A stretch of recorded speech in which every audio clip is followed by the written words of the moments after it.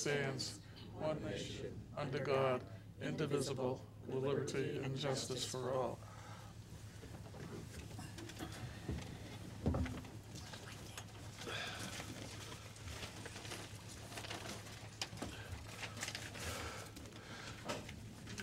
In case of fire, there are two ways to exit these chambers. To my left, through those double doors, turn left, walk down a flight of stairs, turn left at the base of the stairs, and out the doors to the outside of the building. Or perhaps the best way is the double doors at the rear of the chambers. In either case, once you're outside of the building, please get a safe distance away from the building. Roll call, please. Charles Duran. Here. Charles Ladd. Nick Lefakis. Here. Mary Scott. Here. Virginia Higley. Ken Nelson. Here. Linda DeGray. Here. Guillermo Salazar. Here. And Richard Suzak is here. Commissioner Salazar and DeGray will be sitting in for the absent commissioners. Mr. Chair, I'd like to make a motion that we amend the agenda of today and add a bond release for CREC, and also that we take the other business, number 10, and move it up to on our agenda to 7A, between 7 and 8. Second. Motion's made and seconded. All in favor? Unanimous.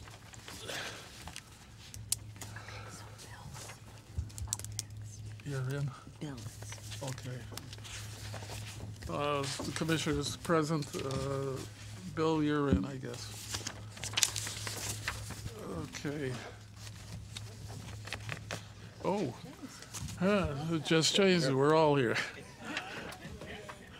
That winter Oh, road. yeah. Tough trip in from Hazardville, huh? Tough trip in from Hazardville. Yeah. I'll give you a few minutes to get sit down.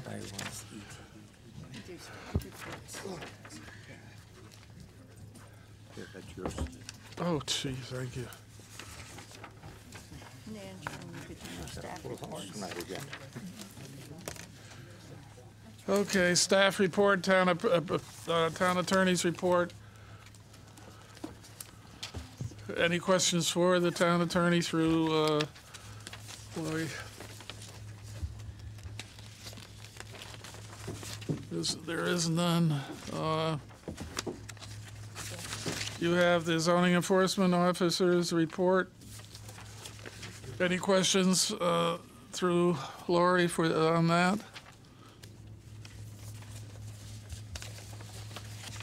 A little bit busy. Pictures, Good pictures. good pictures.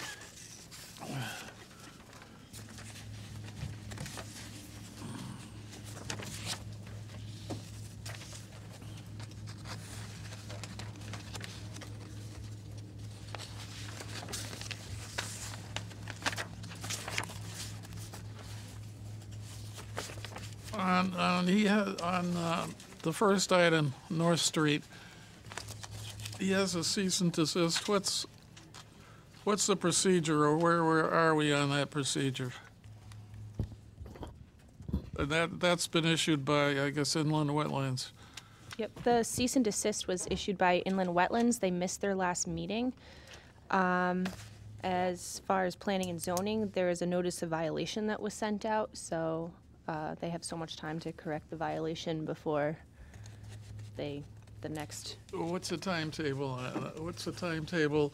In other words, this has been going on, I guess, because it was unknown, basically, or that's what I get from reading. But it's been going on for a while. What would be the timetable?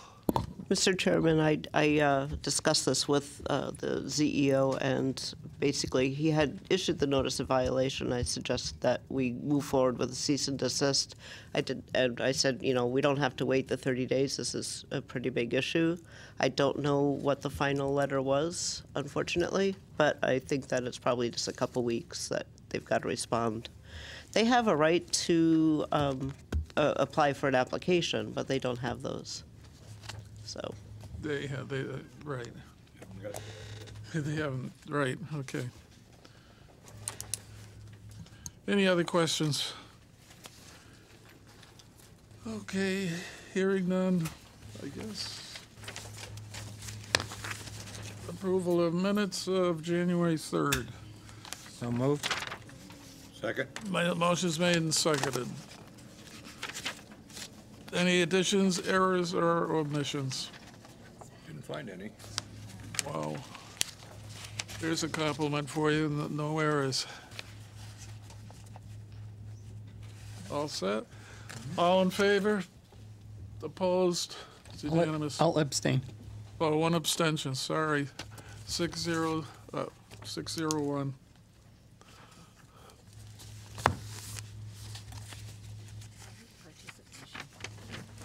Okay, now,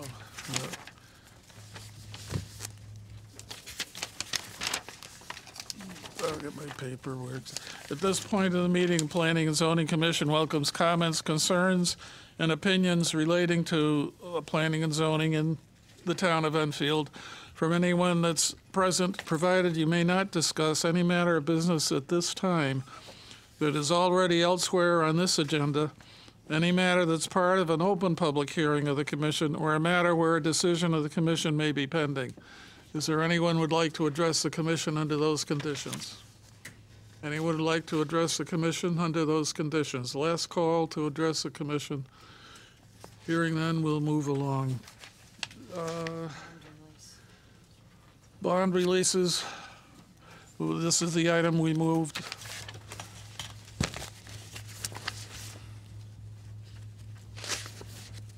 Don't talk at once. These are bond releases for site restoration and landscaping. Both Rick and John Cabibbo inspected, and Rick wrote a report with a resolution, so. Would somebody please make a motion? Mr. Chair, I'll make a motion that we approve the resolution for the Town of Enfield Planning and Zoning Commission, public hearing 2730, the Capital Region Educational Council, the site restoration bond in the amount of $639,000 and a landscape bond in the amount of $200,855. Second. Motion's made and seconded. Any discussion?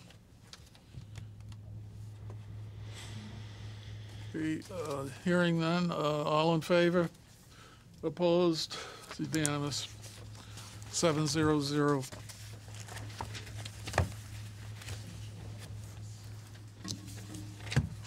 Oh, I know. We moved to the next two, or three, were authorization for it's extensions. And these were items that were approved previously, and the people or the applicants have asked for extensions of their time. And the first is public hearing 2924 is 496 Enfield Street. It's a 60-day extension requested on a special use permit. Mr. Chair, I'll make a motion that we grant the extension for 60-day for public hearing 2924. Second. Motion's made and seconded to extend 60 days for 2924. Any discussion? Hearing none, all in favor? Opposed? Any abstentions? Unanimous, 700. Public hearing 2925 is 65 Hazard Avenue, requesting a 60-day extension. This is for Family Ford. Mr. Chair, I'll make that motion that we allow a 60-day extension for public hearing 2995. Sorry, it's 60. Oh, did I say 60? No, 50, you said. Oh, 60, I'm sorry, I can't read today. That's all right. Public hearing 2995, 65, 2925. I'm bad with numbers. As long as we get it right in the end. Second. The motion's made and seconded. Any discussion? Hearing none, all in favor? Opposed? It's unanimous. 700. Public hearing 2926, 561 Hazard Avenue. They're requesting a 180-day extension And this is the auto parts store at the, in the Skidco. I'd like to make a motion that we accept, or we grant the extension for public hearing number 2926 for O'Reilly Auto Parts, and an extension of 120 days. 80. 80. Zero. It says 120 here, but 180 Second. day. Well, that was 180. Any discussion? Hearing none, all in favor? Opposed? Unanimous. Okay, got those done. 700. Well, I hope we Your letter says do a little better. 120, that's why she put It does? I don't know. I'm reading off of. Oh, all right.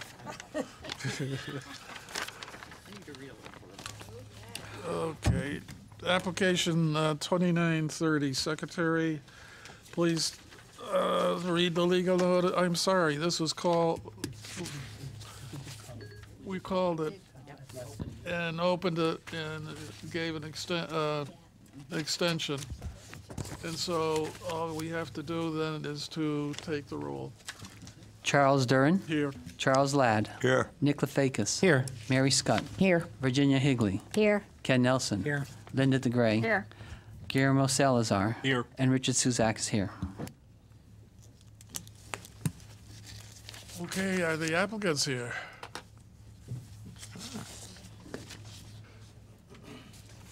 Please come forward, give us your name and address, and make your presentations. If you have any displays, go on to the boards over there. Thank you, Mr. Chairman. My name's David Hoops. I'm an attorney with an office in Hartford. I represent the Enfield Housing Authority, and here with me tonight, and sitting to my right, is the Executive Director of the Authority, Scott Bertrand.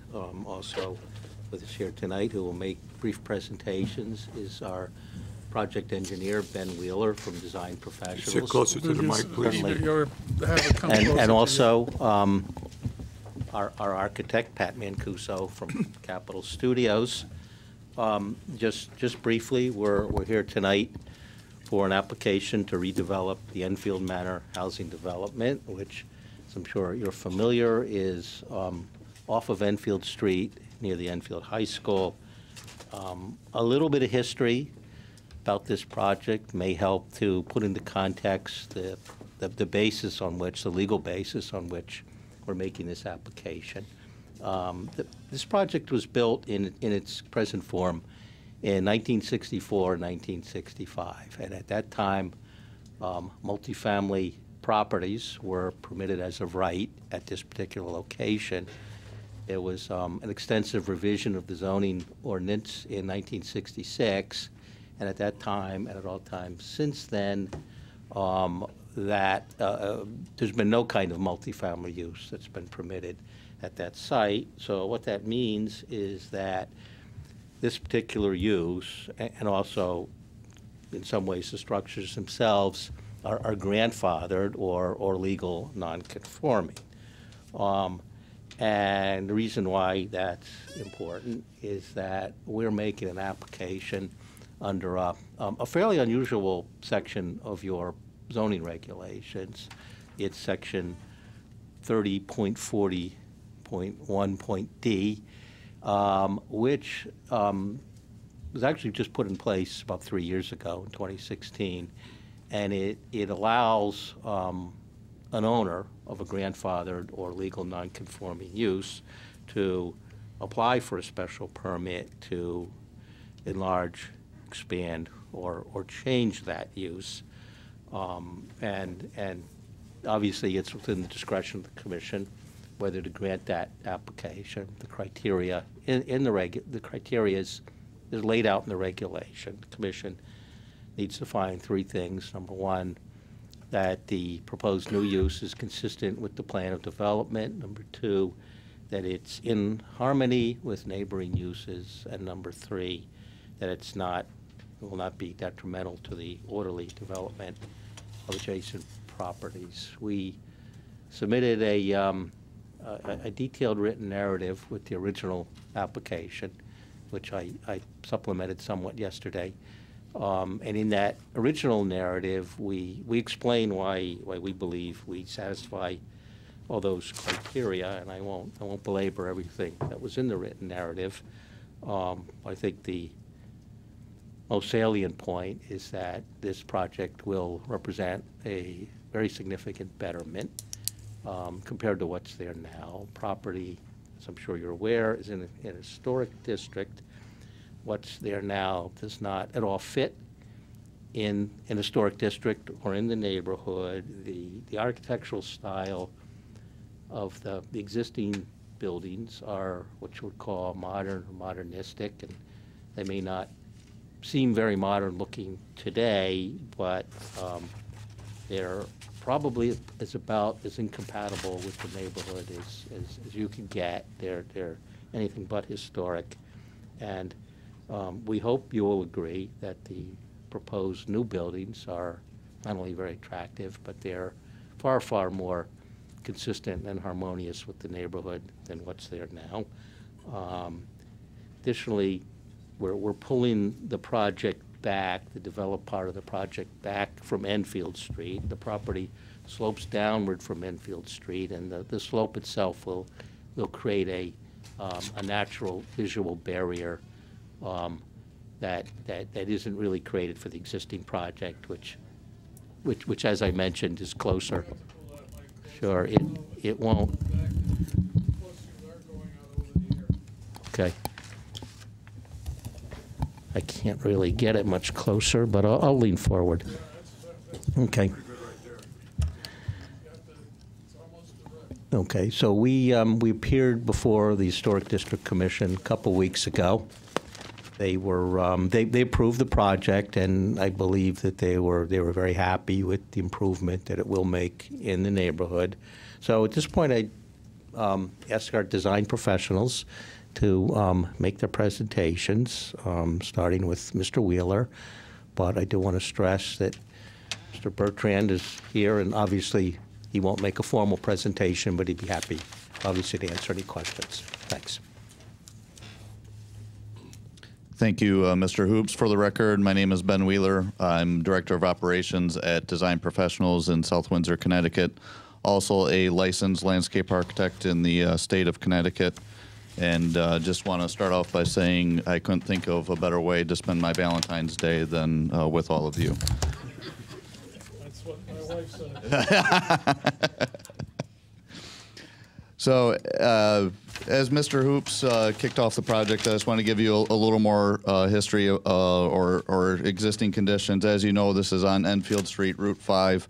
It's an existing development that currently has 80 units. We are proposing to put 99 units in 2 separate buildings on the same site, which is about 11.8 acres. Enfield Terrace is the road that services the property now. It is currently a public road that is maintained by the town. The proposal will eliminate the public right-of-way as a part of this project, and therefore it will no longer be owned and maintained by the town. The public right-of-way will go away, and the responsibility for the ownership and maintenance will fall on the housing authority should this project get approved and go forward. As I mentioned, there will be 99 units in 2 buildings. Both of the buildings will be 2 stories on the western end facing Enfield Street and 3 stories on the eastern end closest to Interstate 91. The southern of the 2 buildings that you see on the plan before you has 55 units and a community room, along with 43 parking spaces around the northwest corner of the building. The northern building will have 44 units and 54 parking spaces, and then there's a shared parking lot in between the 2 buildings with 19 spaces, bringing the total of 116 parking spaces for the entire project.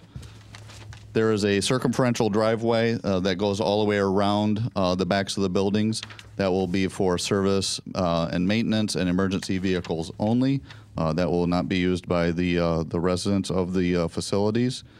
And it's from that driveway that trash will be serviced. They will actually The buildings will have chutes in the buildings. The trash will be stored underneath in roll-out containers that when trash is serviced, they will be rolled out. An empty one will be put in its place. So all of the trash will be contained within the buildings, and there will be no exterior dumpsters or that sort of thing out and about the site. We are proposing a network of walkways that connect all of the parking lots to the buildings, including a walkway that goes all the way from the buildings out to Enfield Street, so that residents may catch the public transportation that's available out there.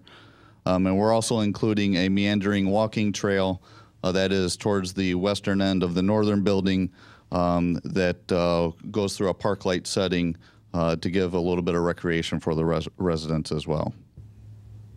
As Mr. Hoops mentioned, the site, and as you probably know, the site is high on the Route 5 side and drains down to the east towards Interstate 91. As a result of that, our plans show a storm drainage plan that will pick up the storm drainage in a series of catch basins and pipes and will discharge at 2 locations into the wetlands that are adjacent to I-91. And that storm drainage system was designed in accordance with the 2004 Connecticut Stormwater Quality Manual. Both of those discharge locations that I mentioned, the stormwater will pass through hydrodynamic separators, providing water quality measures that are required. And a portion of the entrance drive and that parking lot that's in between the 2 buildings will also pass through a detention basin that attenuates peak flows for the stormwater runoff, so that the peak flows will be below existing conditions for the 2, 10, 25, and 100-year storm events. We also prepared, as a part of the plans before you, an erosion and sedimentation control plan that was designed in accordance with the 2002 Connecticut Guidelines for Soil Erosion and Sediment Control. This consists of inlet protection, perimeter silt fence, temporary diversion swales, and sediment traps to make sure that during the construction periods that there isn't a deposition of sediment into the wetlands adjacent to I-91. The site is currently served by sanitary sewer. There is an existing pump station at the east end of the site. The intent is to reuse that pump station once this facility is constructed, and then pump through a force main up to Enfield Street. As part of the staff review, we did receive comments from the Water Pollution Control Group, the authority, and the Enfield Housing Authority is already working with them.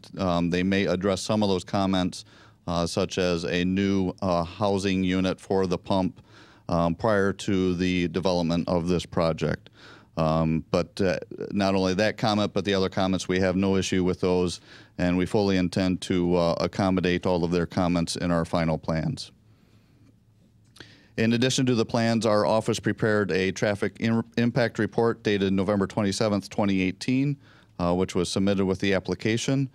It reviewed the existing trip generation and projected traffic generation for the full build-out of the facility. Don't want to go into all the details on that report. This is a fairly low traffic generator, all things considered, especially considering the amount of traffic that exists on Enfield Street. But in summary, the report stated that the operational effectiveness and safety of the surrounding roadway network will not be compromised by the proposed development. Also in the plans is an extensive landscape plan. It includes 4 street trees along Enfield Street. There's already some existing mature trees along Enfield Street. Our intent is to preserve and maintain those and supplement those with 4 additional maple trees. To the west of the southern building, we're showing we're showing some evergreen trees along the west side of that building to help screen the house that sits along Enfield Street, help screen the new building from that house that sits there, and aid in the visual buffer between those 2 buildings. Around the parking lots, we have extensive shade trees throughout all the parking lots. Through the park-like setting along the walking trail, we have a mix of shade, evergreen, and flowering ornamental trees near that walking path to create that park-like setting. And also there are some existing trees in that area as well that we intend to preserve. The building foundations have a mix of plantings near the main entrances, which have a mix of evergreen shrubs and flowering perennials to make sure that the buildings look nice near the main entrance. In and around the detention basin that I mentioned earlier, we're proposing a couple of different seed mixes for a couple of purposes. One is to aid in the treatment of the stormwater that passes through that facility, and then also to provide food and cover for wildlife in the area and coming up from the wetlands. We are proposing site lighting as a part of our plans along the main entrance drive and throughout the parking lots. At this time, we're proposing the Urban Series by Beacon Lighting, which if you look on the lighting plan, is a nice decorative domed shape light, which fits in with the character of the building and the adjacent historic district. These are high efficiency LED lights, and they're full cutoff fixtures and dark sky compliant to help minimize the glare on abutting properties. We also have a few bollard lights to help light the pathways near the main entrances at both of the buildings. We went before the Inland Wetlands and Watercourses Agency on October 16th, 2018, and received unanimous approval for the plans. As is standard, they have conditions of approval, and we fully intend to meet all of their conditions of approval with the final plans. As Mr. Hoops had mentioned, recently we went before the Historic District Commission. I just want to make sure that it's clear that the entire property is not within the historic district. It is actually just the first two the existing buildings that are within the historic district. So all they were really approving is the demolition of those two.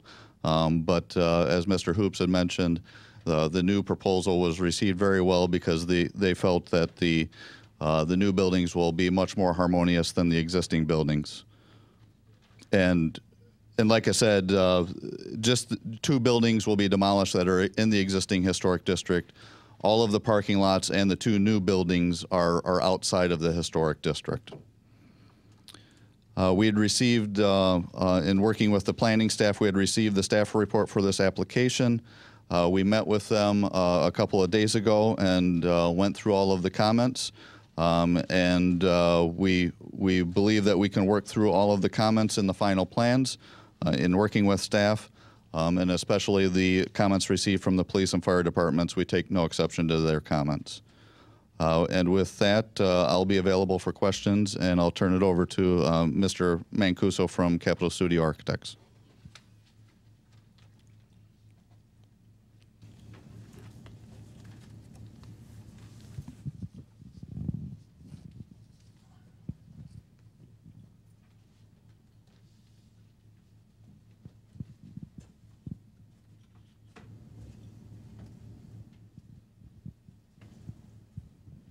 Good evening.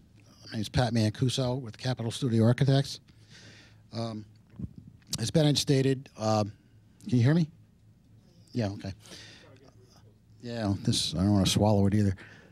As Ben had stated, the new buildings, there's a building A and a building B, one with 55 units, one with 44. The picture depicted on the easel is building A. Both buildings are 2.5 stories, and the main body of the building will be what you see here, the vinyl. The stone is not, but the siding is.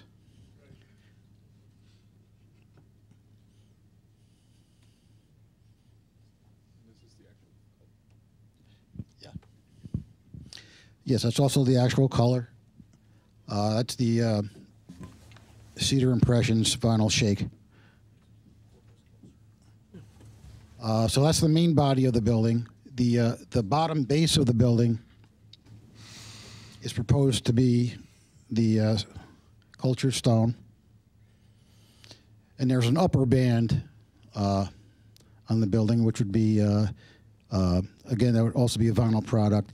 Would be a bead board. Board and batten. Excuse me, board and batten siding. The roof is a hip roof. Asphaltic shingles.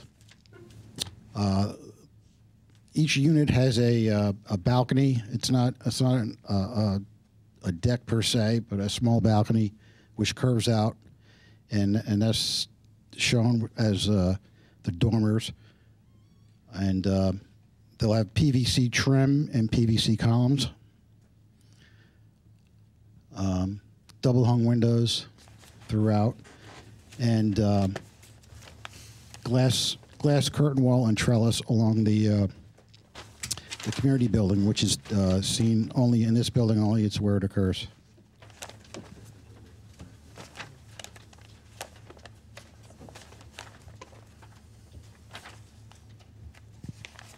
It's probably too small for you to see from there, but.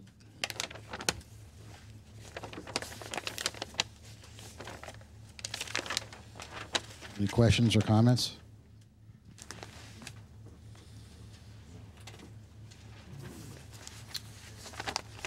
I do have a question. I received your plan, and I know I've heard several times about building A having 55 units and building B having 44 units. The plans indicate otherwise. They indicate 56 and 43. Is that a? Oh, okay, that's a one-off. Yeah. Was that a Okay, mistake? it's still 99. It's 99 total units. Yeah. Okay. And you mentioned that the what did you call it? The extension outside of the units. You said Balconies? The balconies. Any idea on what those dimensions are going to be? Curiosity on my part. With the dimensions? Yeah, you said they were very small. Oh, well, not offhand. They're probably no deeper than 5 feet. No, it's not like a luxury deck. It's just enough to get a little table and a couple of chairs.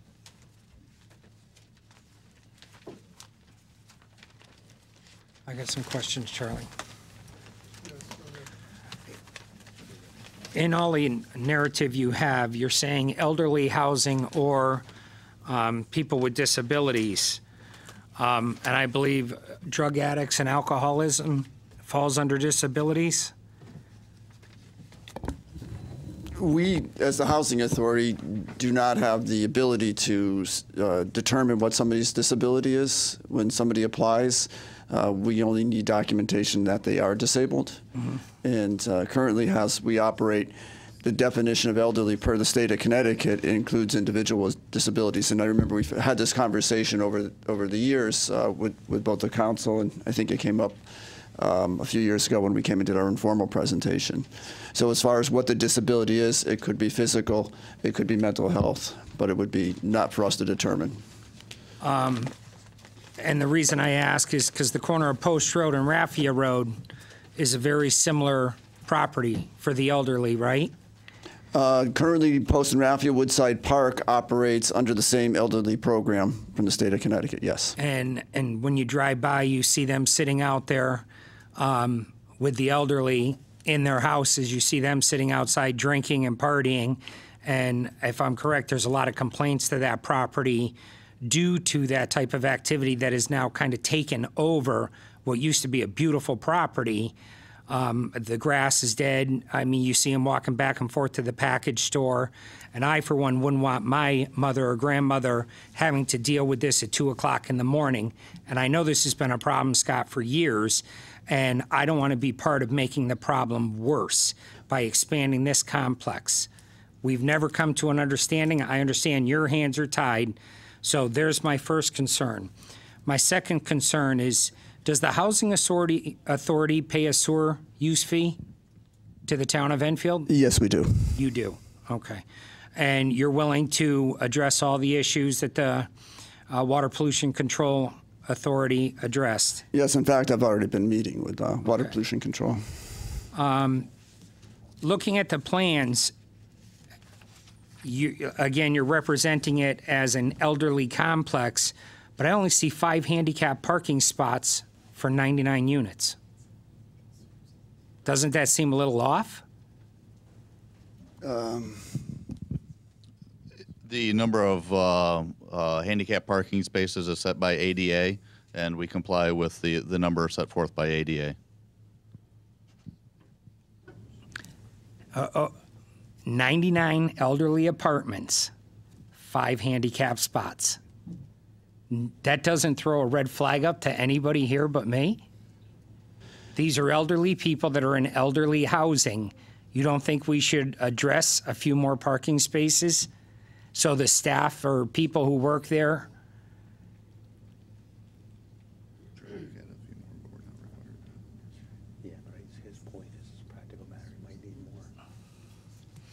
Anyways, the other thing that we typically do at our current sites is where there's limitations on parking, we'll also work with residents to assign the spots as well. And if I may, can I just circle back to the question you had on the property regarding the population? I'd like to touch on that because I think it's important to note some of the things that the Housing Authority has done over the years. Recently, at the other properties to which we refer, we've invested about $4.5 million.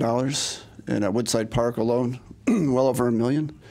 As far as the grass being dead, that's no longer the case. That was a function of a large number of trees and the type of shading that took place there. That's all been replanted in the past year when the sidewalks were done. The site lighting was improved. And in addition, we've invested heavily into video surveillance. So as far as lease enforcement, the same type of systems we would intend to put in here. We're not denying that there's sometimes conflicts between residents and behaviors, but I believe firmly that we address them pretty strongly. I know the question came up, and Chief Fox went through and looked at the complaint log and responded to a question that I believe came out of the manager's office about the frequency of calls, and the email that I saw determined that there wasn't an unusual amount above other neighborhoods. But thank you for bringing that up because that question has come up over the years. Right, and I've never doubted the Housing Authority addressing the issues. And like I said, your hands are tied. But by adding video surveillance and everything like that, you're just reassuring everything that I'm concerned about. And the problem still exists there. You may be able to correct it after it happens by seeing video of it, but it's still happening.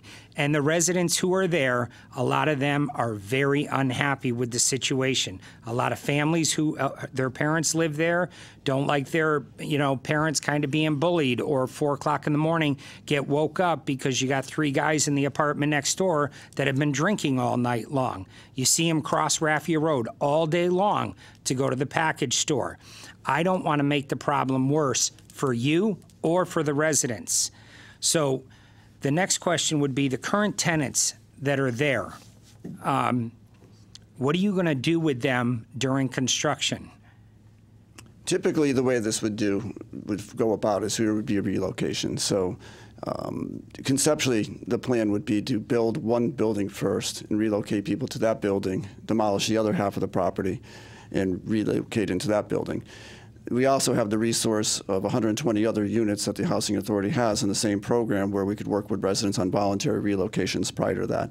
Many may decide to stay where they're at rather than move back, but they would be given the option. And then in Enfield's regulations, isn't it illegal to have a bedroom in a lower level? Because I know every single house that I've ever built, and I've applied for, well, this lower level is a basement.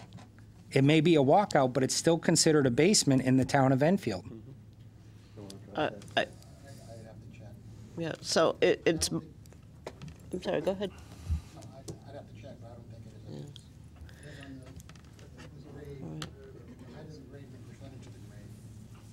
it is. Right. So it's my understanding that that's a building code issue, and it's more as if it's got to have the proper ingress and egress, even though it's a lower level.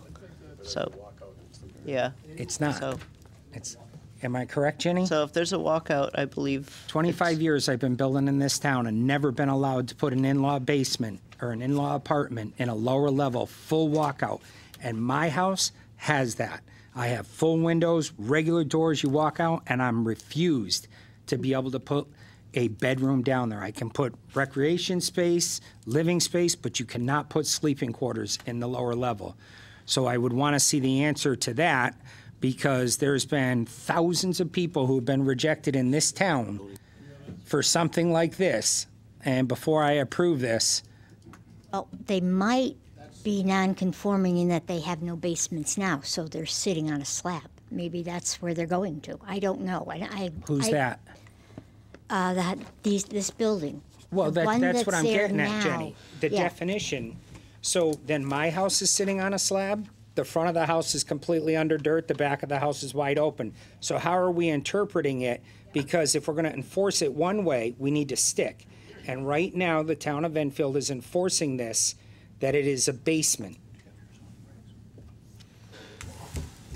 And then the pump station I've addressed. So those are just a few of my concerns right off the bat. We got some last minute information, which I kind of don't like getting dropped on me right before the meeting. So I'm going to save my comments until the rest of my comments till the next meeting, and maybe you can address some of the comments I made tonight so far. Thank you. I have a couple of questions. Are these three-story buildings? They look like they're three-story buildings. Do they have elevators? Because I couldn't figure it out on the plans. There is no elevator right in the lobby. Oh, there's an elevator in the lobby? Yeah, Okay, there- perfect. There's an elevator in each building, and Okay. Where do they put their storage, or do they keep it in their actual apartment? there's storage in the lower level. Okay. Oh, and I have one more question. On the minimum floor area, the regulations call for studio 600, these are square feet, one bedroom, 800, and two bedrooms, 1,000. And then underneath, there's talk about we are allowed to reduce it, but it says may approve the units at 755 square feet.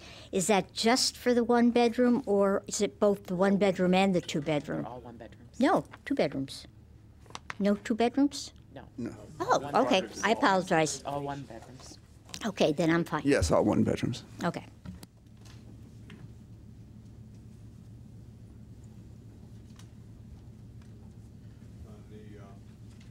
One of the things that bothers me somewhat, being elderly and handicapped, with three levels, one elevator, or I notice the stairwells are on the ends. Is that enough to get people out of there in an emergency? Yes, it is. Yeah, I would say so. People that are handicapped with wheelchairs and walkers and. Will the buildings also be fully fire protected with automatic sprinkler systems? And it has the acre address? Yes, per CHFA requirements and the building code, the one elevator is sufficient. And it's also a. Can't use that during a fire. It's also anyway, sized. It's also sized for a stretcher. So yes. So how would you, if you had a fire, how would you get the third floor people out? You're not supposed to use the elevator in fires. They go their stairwell. How do you get out? That's any other building. If you can't go down the elevator, you have to go down the stairwell. Yeah. I just wonder, almost on the third floor, if they had wheelchairs or walkers, they're going to need a slide almost rather than. No, it's adequate. It's Maybe In a fully protected building also, the fire department's pretty much. it's fully sprinklered. Would also work I with saw people that. who need to stay in place. They would also work by going to get anybody that was trapped. And I could see the first and second floor, and possibly the second floor, but the third floor would bother me for walker people or, some elderly don't have walkers. it's not uncommon for elderly buildings to be as high as 10 stories. I managed a property once that had that, and with a mixed population as well. Same thing with hotels or any public accommodation. So with the fire protection systems that are put in place, and then the emergency responders would need to isolate as they would in rescue. And keep in mind, too, because of the nature of these buildings, only a portion of the building is 3 stories, so. I know that. Right, It's okay. the three-story part that was bothering me. Just want to make sure that was clear. So, along with your comment you just made, what portion of the building is 3 stories and what portion isn't? How are you calling the 2-story? What is that, 2 stories with a basement? As far as the definition of building height is concerned, it's 2 stories, 2 stories above grade. Oh, okay, right, 2 stories above grade. Correct. So you're calling it a basement? For the portion that is below grade, there are no living units in that area. It is all storage and mechanical and trash enclosures. All the living space units are exposed to grade at that level. And that's a 3-story building? Correct. So the same building is 2 stories and 3 stories? Again, per the definition in the zoning regulations, it is number of stories above grade. Right, but you can't take the same building and use that definition to define the same building, 2 different definitions. Either it's a 2-story building or it's a 3-story building. You can't call it one by the way you look at it and the other by, you can't, you're playing this regulation to your interest. I've already made my comments on it. They're dancing around this big time. And the way you get around the elderly on the 3rd floor, Charlie, is you put the disabled people that I was talking about earlier on the 3rd floor so they don't need the elevators. That's exactly what's going on First right floor, here. so they don't need them. Yeah.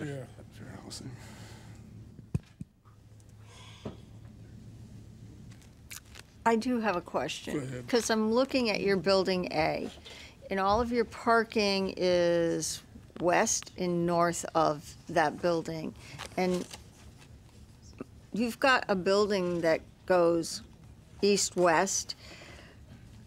I've had to walk long hallways carrying groceries for an elderly parent. It's not fun. If I see a road and I'm going to see that road and my mother's down here on the eastern end, I'm going to want to park down there, get inside, bring her groceries in or whatever else. How are you going to prevent people from parking down there that even live on that easterly end? I mean, there's no way the police can go down there because it's now a private road. You've got people that aren't going to want to walk. And to ken some of those people that have disabilities that may just have behavioral disabilities, as Ken was talking about, they're going to be the first ones parking down there. How's it going to be policed? So in case an emergency vehicle had to go into that back road, I mean, there should be some kind of parking area so people don't park on that street, especially during snowstorms where you're going to have to clear it. I know these are housekeeping things, but these are things that I have to deal with every day in my job. So I'm kind of wondering how this is going to be policed by management. So, ma'am, you're referring to the road that goes behind the buildings. Your concern is people will park there. Right. Well, everybody wants to park close to their door. Well, there wouldn't be parking allowed, and we certainly could have no parking signs. Police would be able to enter this property. Well, according to our police, it says that they would not be able to do anything if cars park along the curbing on any of the roadways inside. So that's a concern, is how is that going to be policed? People want to park close to their door, especially you're talking somebody who's maybe 75, 80, who's having a hard time walking, and they live on that eastern end of that building A. From a practical point of view, I can think of a couple of ways. First, it would be signage and stenciling, and I believe that's what the police were talking about. And as far as enforcement, that would allow them, if there's proper signage and stenciling, they would be able to ticket if need be. We work with them currently at other sites. Also, access control. is another way that it could be addressed. On the back side, other than where people would have maybe their slider, but there would be a railing, so there would be they'd be discouraged from going directly into something if there wasn't a railing there. Access control could also be put on the exit doors where you can go out, but you can't go in. So that would, visitors, et cetera, would have to go around and use the front side of the building. The roads also are slated to be 24 feet wide, which is 2 feet narrower than what the town's using when they rebuild streets. So it's not going to be a narrow one-way road. So I could envision in a situation of emergency, vehicles would still be able to get there even if somebody was illegally parked. But I don't really see it as a major issue with illegal parking, just from the way the site is laid out.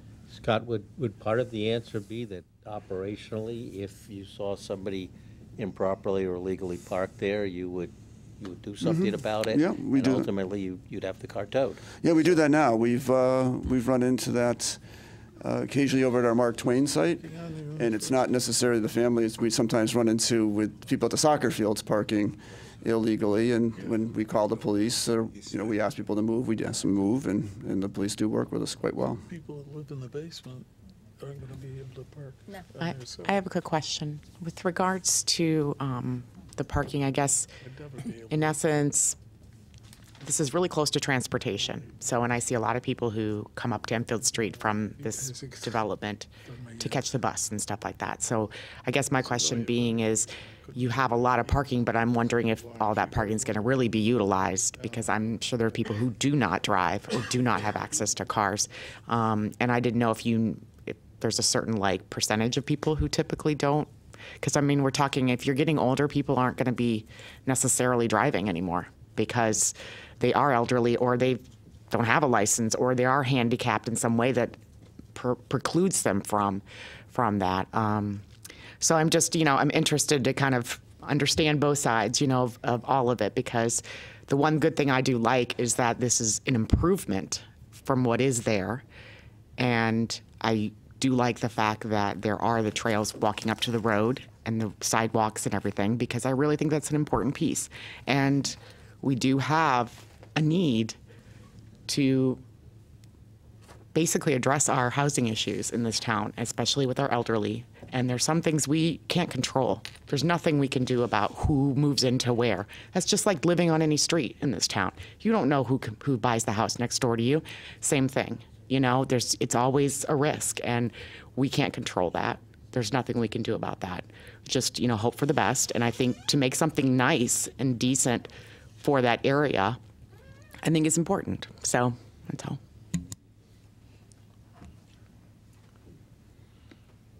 The bus comes down on the site. They don't pick up at the end of the street. The Dial-A-Ride bus currently does come down into the site and circle through.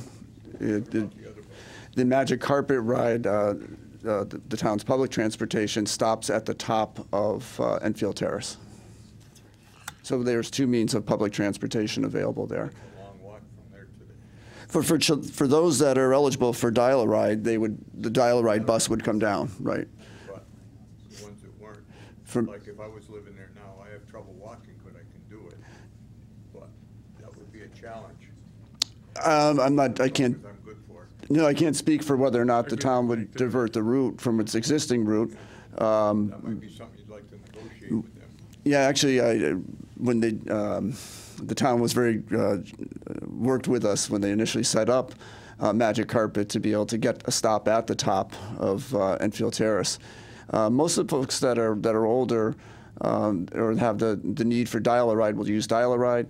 Those that don't will use the public transportation. And to your comments about parking, one of the things that we want to make sure of is we had enough parking, which is a little bit short currently. We also have many people, especially folks that are older, that need assistance, and they may have aides that come in. So we wanted to be able to have enough parking available, or family members, as somebody else had mentioned, that supplement the care for their family. So we wanted to make sure it was adequate. And the other thing for the town bus, is there any place for them to be sheltered in the winter if they're going to have to wait on Enfield Street? That, again, that would be up outside of our property, so we really wouldn't have the ability to create a bus shelter How far there. back before it is your property? Probably 100 feet, 50 to 100 feet in from the street.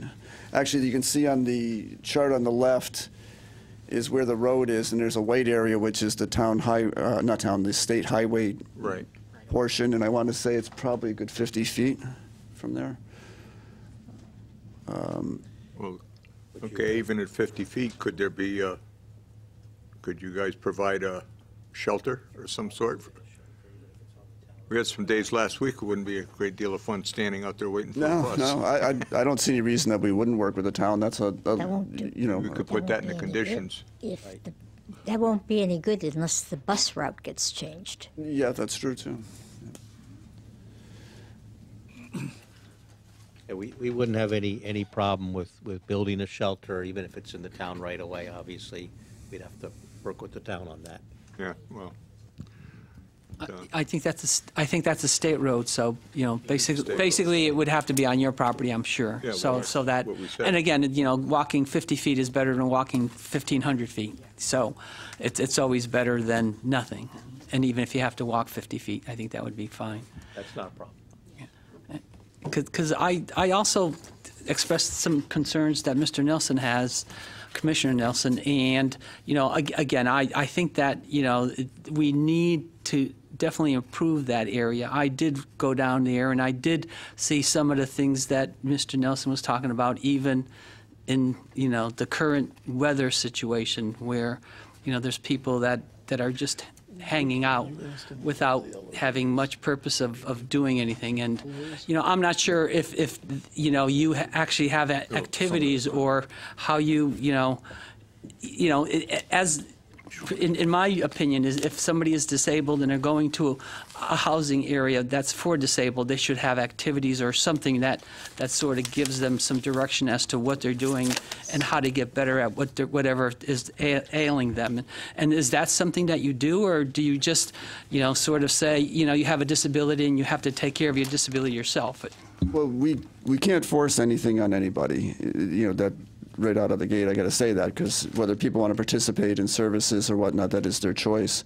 The Housing Authority does employ a full-time resident services coordinator for all of our properties, and that individual's responsibilities are to work with people to coordinate services from third parties that they may need, whether it's somebody elderly who's just trying to work with filing for Medicare, or somebody with disabilities that might need some support services. So yeah, we do have that in place. Actually, the residents themselves at our various sites are often the ones who run the activities. We find that the most successful activities are the resident-driven ones, whether it's a garden that started over at Mark Twain and now takes place over at Woodside Park, to bingo and to other activities that are available. And that's one of the main reasons we designed in a very nice community room to even foster that. So if you have a nice usable spaces, in fact, the architects put some lounge areas inside the building for people to be able to socialize, because whether you're elderly or disabled, isolation is a major issue. And in my experiences, these type of buildings tend to bring people together rather than having people separated out. So people end up helping each other.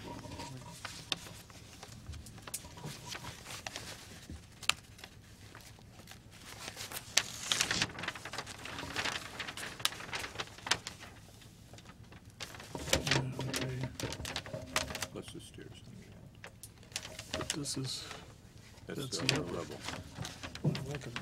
All I'm going to suggest is everybody who's sitting up here right now, go knock on the doors at Woodside Park. Go knock at on the doors of the people who live at Enfield Terrace right now and ask them the living conditions that they have, not because of the Housing Authority, but because of the people they're around. Now we're taking these people who can sit outside and party till 4 o'clock in the morning, and we're putting them in a very long hallway. So when they go walking down the halls, stumbling down, bouncing off the walls while you're trying to sleep, you're making matters worse by moving them in closer. I'm not saying you can reject them housing at all, But what I'm saying is have a little respect for the elderly that are living here too. These are our mothers and fathers that, you know, they're retired. They look for peace in their life. And they're not getting that because the state of Connecticut doesn't want to deal with the issue. So what did they do?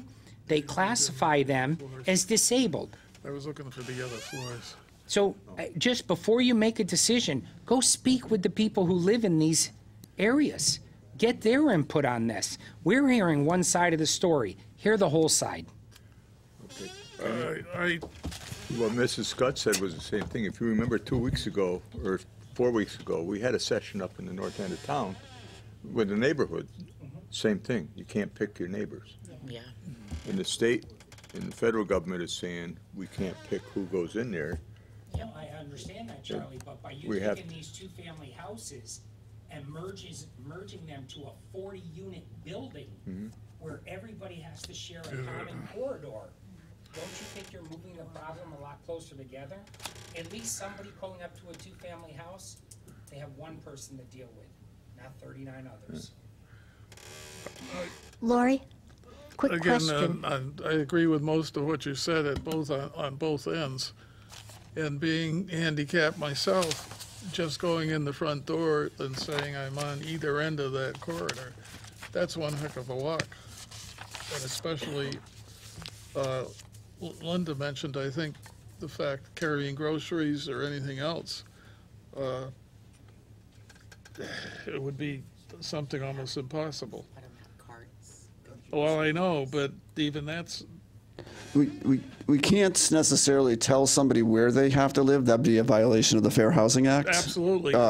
However, but through reasonable accommodation, we already do work with people. So if somebody has a special need, and we've had this where they need to be closer to an entranceway, or for what other reasons, they can request that. And for documented purposes, we will accommodate them. Well- That's also a requirement. So we do work with people in that manner. If it comes about, and Kenny's question is answered that you can live down in the basement, if you got a basement living quarters, there's no place to park down there, and I think Linda also mentioned that. That's tough. And again, you've got long walks and no parking in that back side of the building, if you're going to be allowed to use that. I don't think that there's any living quarters on the lower level. On the lower level, there is towards the. He said there was storage and mechanicals Storage is in on the the lower. front. Front of the lower level. On the front of the basement. Building is a two-story building. Mhm. The back of the building is Okay. a three-story. The front of the basement is storage. The back of the basement are living quarters. It faces 91. That's why Kenny was saying, do you have a two-story building or a three? They're trying to use, or say it's a three. It's a three-story building, to be clear. The problem I had, the plans I'm working from are marked received December 4th. And I think that's the ones that we all have. Have you done any new changes, or do you have any new plans that are more updated? I know you were supposed to be here 2 weeks ago, or, I'm sorry, at our last meeting, and we extended it. 4 weeks ago. Okay. And so you've had some time in between those times to make adjustments, or have you made any adjustments? Or No. are there any new plans? No. No? You've done nothing as far as the suggestions from staff? Because I have We a have list. not- We only received those late last week. We have not made those revisions yet. Yeah, we received the staff report, I think probably the same time you did, which would have been Friday, this past Friday. All right. Again, I would like to, really myself, see some plans that are updated with whatever we have, and some of the questions, especially on use of the basement. Myself. I think we need an interpretation from either legal counsel or Lori, but I know Ginny herself has refused people to put living space in bedrooms. Well, that's what my understanding has been. It's a decision, because if you allow this, what happens to the thousands of people who have been rejected over the last 30 years, including myself? If I may, this may be a multifamily versus single-family issue. We're not able to find anything in the regulations. There's two different codes. We're not able to find anything in the regulations that indicates that there's anything wrong with these floor plans. I mean, this project's been vetted by staff in the various departments, actually going back months.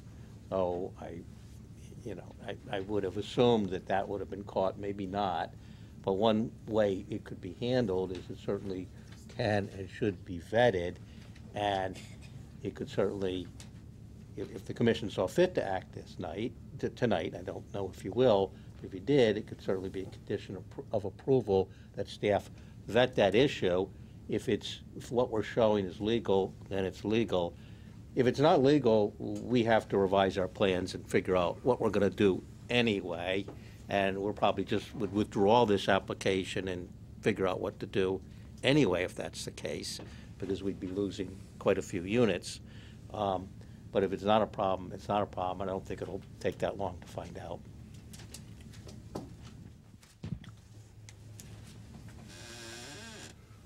Okay, I don't know. Any more questions before we open to the public, or any more presentation? There was just one final comment I wanted to make, and it's an issue that was raised in the staff report.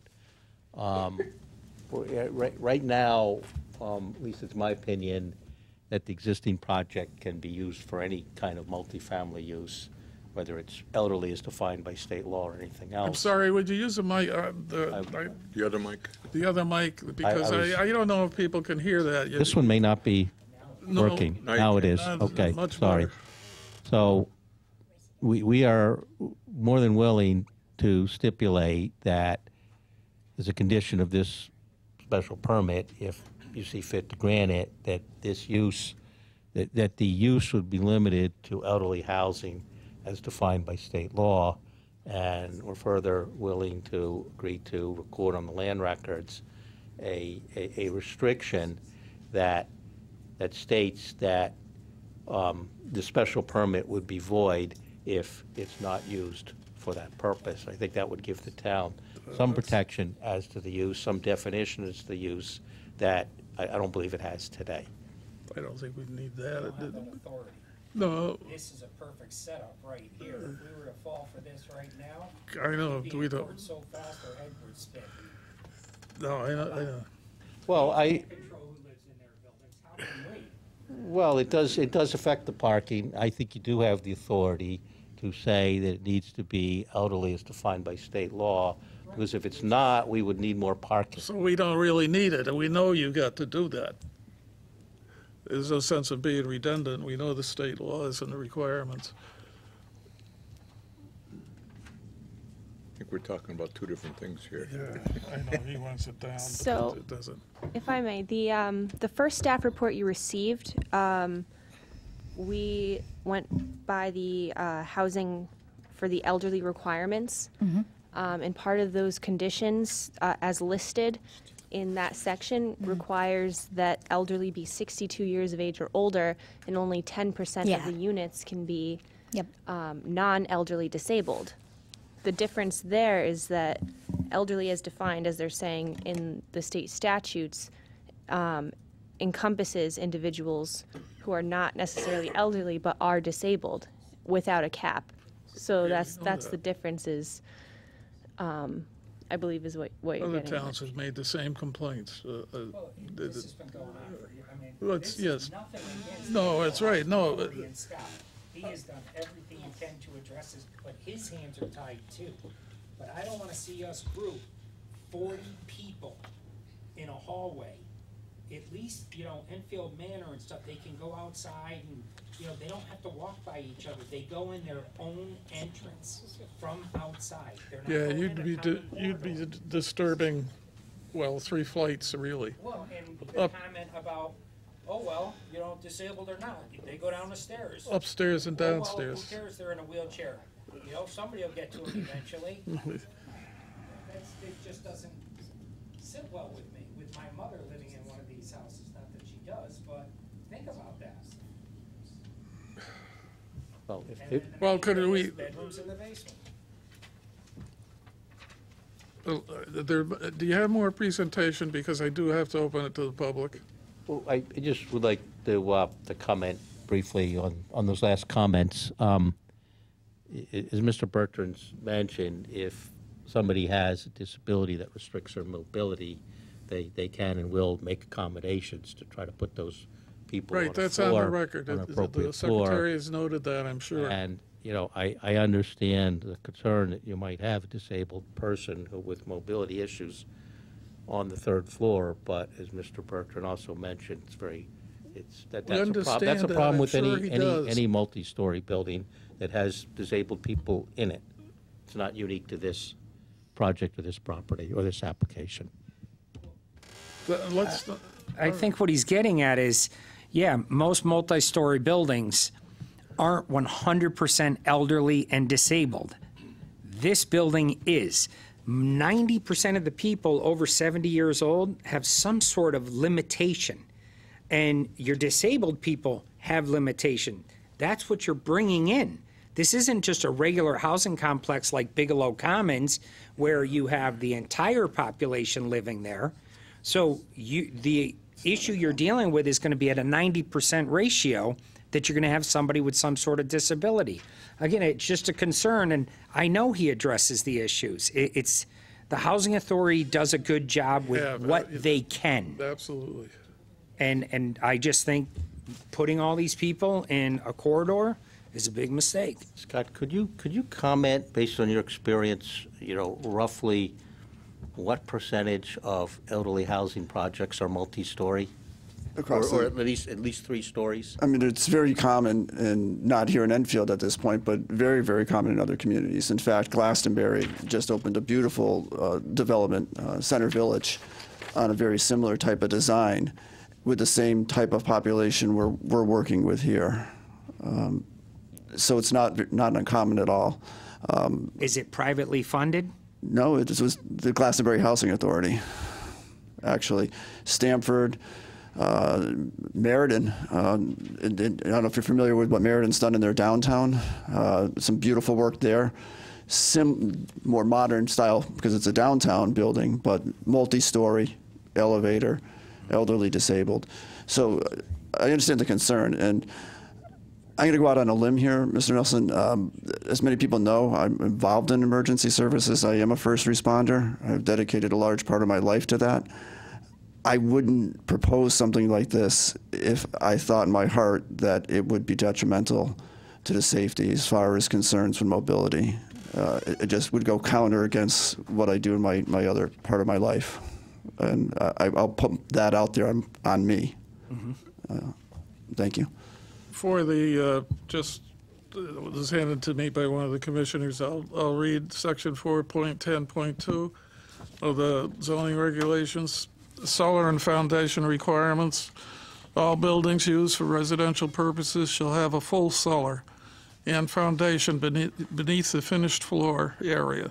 Then the minimum height of the cellar shall be 7 feet. Additions to the residential building on slab type of construction or utilizing cellars with less than 7 feet in height are permitted but shall not exceed 50% of the original floor area of the building, excluding garages, porches, and breezeways. Portions of the building used for residential purposes which utilize a floor slab as a solar energy retention element of the passive solar system may be exempt from the above requirement, provided compliance with the intent of this section shall be determined by the commission. Notwithstanding the foregoing, slab-type construction without full cellar and foundation beneath the finished floor area shall be permitted in the MFHD, which each individual dwelling unit has a dedicated garage.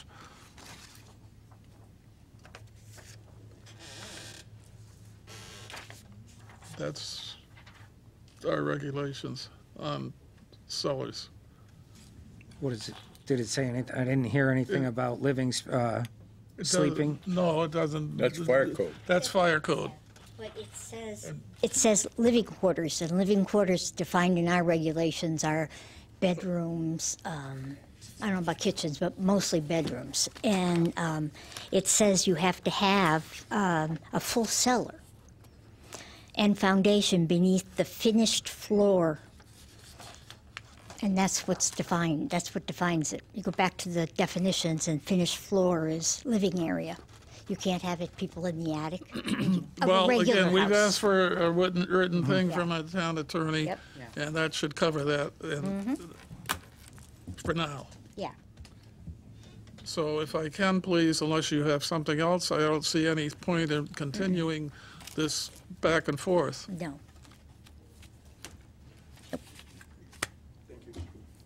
Now, you do have the opportunity, of course, to come back if you wish to answer some of the public questions, but I will open it to the public now. Is there anyone in the public who would like to speak in favor or against this application? Anyone in the public would like to speak in favor or against the application? Last call to speak in favor or against the application. Somebody jumped up. Okay, anything further from, to make a motion to continue to the next meeting, or, well, I can't do it. Rich? Mr. Chair, I'd like to make a motion that we continue public hearing 29:30. 29:30 to our next meeting of February 28th. Okay, now. Second. Do you have any idea? Okay. The motion's made and seconded, discussion. I'm concerned about the legal department being able to get back to us. Lori, yeah, I think we're Can I looking just for clarify? a legal opinion on the cellar foundation and the stories. I think that's what. Living space. Okay, The living space based on and yes, the section that was just read, the exactly. 410-2? Right. Absolutely. Well, I know the code has always been addressed, sleeping. Yeah. You cannot have a bedroom. You can have living space, but you cannot have a bedroom below grade. With emphasis on sleep. But that is a building and/or Fire fire code issue, not a zoning issue. But the cellar is certainly a zoning issue, based on that regulation. But also, we do need an answer on that, because that would eliminate the whole thing. They'd have to redesign their living quarters. So you do need an answer to Kenny's. Even though it's a building or fire code, they can't use it. Safety. It It's a throws it safety out. issue, It's which we're in health and charge of, safety, so- it comes under our, yes. Comes under our jurisdiction. Anything else you want? Say anything tonight. Anything else you want answered? Again, it's a short period of time, but I would like updated drawings, if it's possible. Okay. We're discussing that. Did we vote? Well, I don't know, you have to do them all. There's certain sheets, isn't probably all. Okay, motion's been made to continue to the next meeting And seconded. and seconded. Any further discussion? Do you have all the questions and answers that you want answered? Okay. Then we'll close, I'm sorry, not close, we'll take a vote. All in favor of the motion? Unanimous, okay. All right. Public hearing 2934. Secretary, please take the, read the legal notice and take the roll. The Enfield Planning and Zoning Commission will hold a public hearing on Thursday, February 14th, 2019, at 7 p.m. in the Town Hall Council Chambers, 820 Enfield Street, Enfield, Connecticut, concerning the following application: Public hearing 2934, 10 Lego Way, special permit application for the installation of new overhead doors, a new driveway around the existing building, as well as outdoor storage.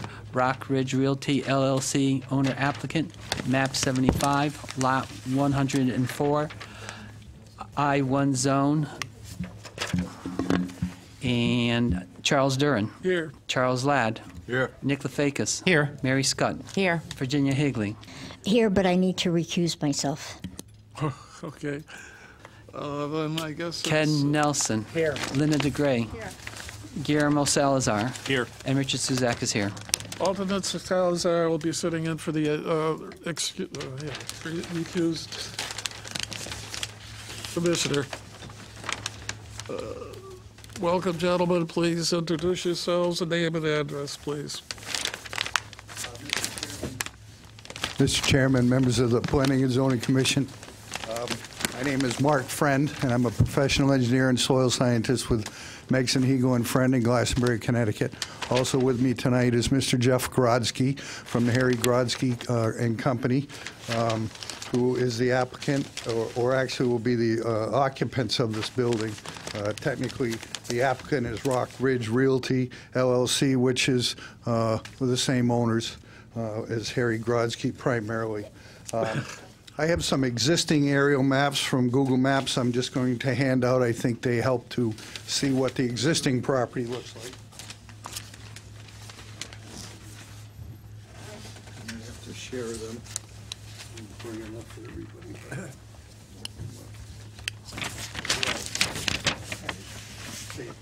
Haven't seen you for a while. We talk to each other.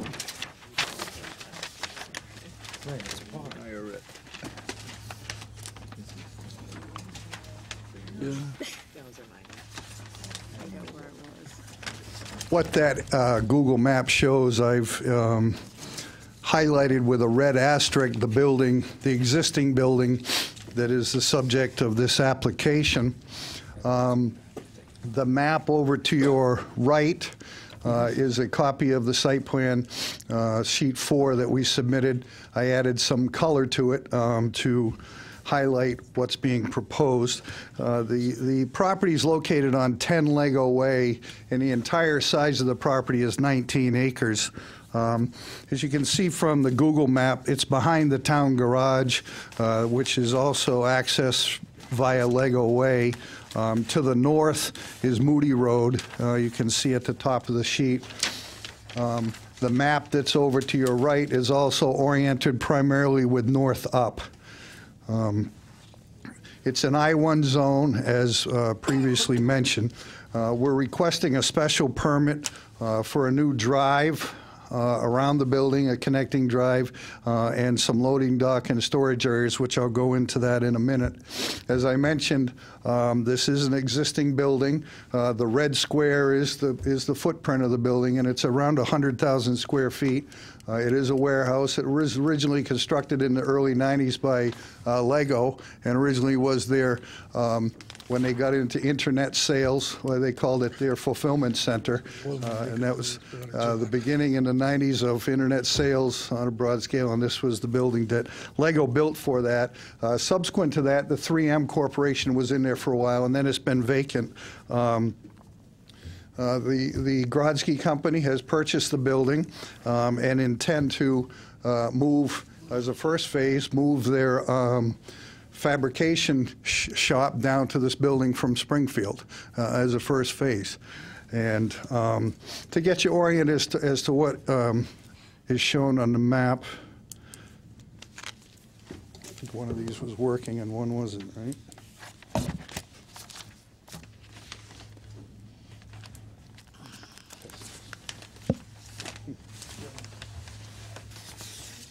This is yep. I'll go over to the map real quick and show the commission. As I mentioned, north is up. The building is in red. This is the end of Lego Way here. The existing driveway comes around. It splits so that truck traffic, with the original design, truck traffic would go on the outside lane. This end of the west end of the building is all loading docks on this end. As a warehouse, the truck traffic comes in here, goes into the loading dock area. There's another drive aisle along the front of the building, and there's employee parking along the front of the building. There's also a parking lot to the west of the loading dock area. The site is very flat, of course, which is suitable for this type of a facility. There are wetlands to the north, and there's a wetland to the south, further down to the south.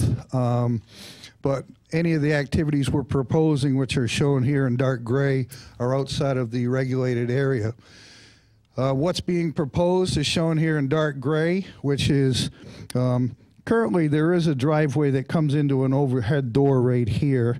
And what's being proposed is to extend this drive to connect all the way back around to Lego Way.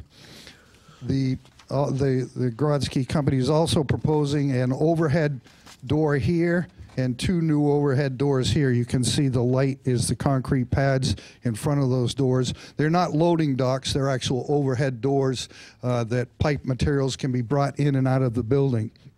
The two doors here and one door here on the south side of the building.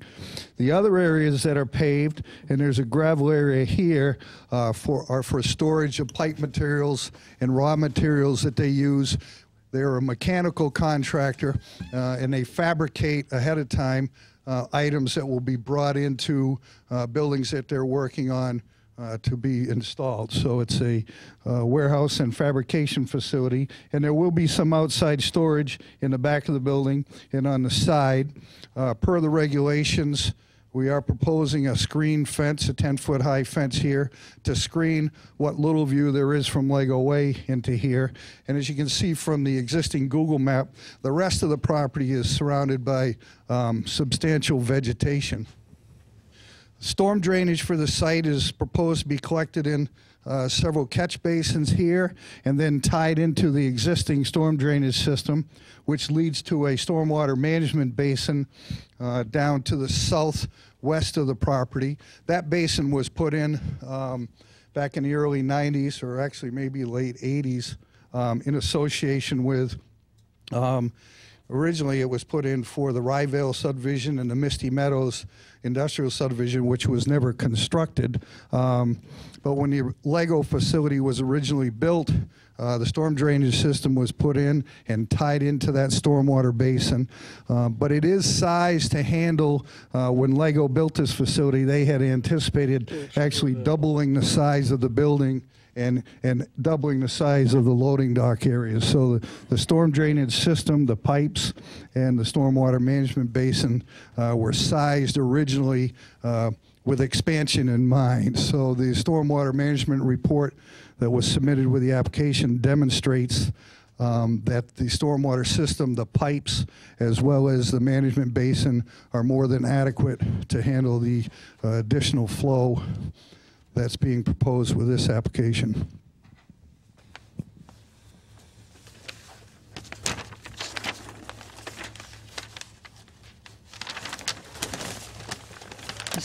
Mr. Chair. Well, I don't know if he's finished yet. That summarizes the proposal before you. I believe that all your regulations are met. Your staff report does a good job of summarizing how we meet the different section of the regulations. And this also is in a Aquifer Protection Zone, so we have submitted a registration form, which I believe you'll be taking up at your next meeting. So if you have any questions or comments that Jeff and I can answer, we try and answer. I guess I just have one. I'm not a hydrologist or anything, but I guess what I did is I looked at, you know, all you're collecting all your stormwater runoff at catch basin B, I guess it's CL, and basically what happens is you have two 24-inch diameter pipes coming into that catch basin, a 15-inch diameter pipe coming to that catch basin, and a 36 diameter going out. So my only question is that, you know, just looking at it, calculating areas, you know, the areas associated with those three pipes is larger by 15 or 20% than the 36-inch diameter pipe. And if everything's flowing at peak flow and at 80% efficiency or 75% efficiency or whatever, somewhere there's going to be a backup. And how do you resolve that in terms of not being a hydrologist, but just thinking that, and eventually Mother Nature catches up with you, where if you don't have enough going out and you got more than you can let out, where does the excess water go? We actually modeled the system using HydroCAD software, and we submitted those calculations with the application that the town engineer has reviewed. But to answer the question, we did hydraulic grade line calculations, which that's the calculation to do to make sure that the water's not going to come out of the catch basin grate. And we did that for a 25-year storm, including the flow, that exists coming in with our new flow. And hydraulically, the pipes are big enough, given the slopes and the pitch of the pipe as well as the size, because there are different factors that affect how much you can get through the system. One is the slope of the pipe, and the other is the size. So the system does work, and we submitted the hydraulic calculations to show that. Because the only thing that I did hear you say is that it works for a 25-year storm. Yes. And I know that everybody that comes in here always brags about, geez, it's good for a 50-year storm and a 100-year storm. What happens during those extreme events? And occasionally, it seems that more and more we're getting more of these extreme storms more often than not. So yes, at that point, when you do go above that 25-year storm, what happens then? NOAA actually, in response to the phenomenon you're talking about, a couple of years ago, upped their rainfall amounts for 2-year storms, 10, 25, 50, and 100-year storms. NOAA just 2 or 3 years ago revised all their rainfall data and increased it to account for new data that they had and the phenomenons we've seen. The Enfield regulations require, most towns require storm drains be designed to a 10-year frequency storm. Enfield is one of the few, but there are a few others that require the storm drainage system be designed for a 25-year storm. So Enfield's already pretty conservative. If you get a 100-year storm, somewhere between the 25-year storm and a 100-year storm, water will flow, have to flow overland in that situation. But we do meet the requirements, which are conservative here in Enfield for a 25-year storm. So. Again, it's nobody's land but your own. So if it was more in a public space, I think I would be a little more concerned. But, I just thought that was kind of an interesting thing. Sure. Just a couple things. I was trying to look at, is there existing storm drains in the parking lot that's there now?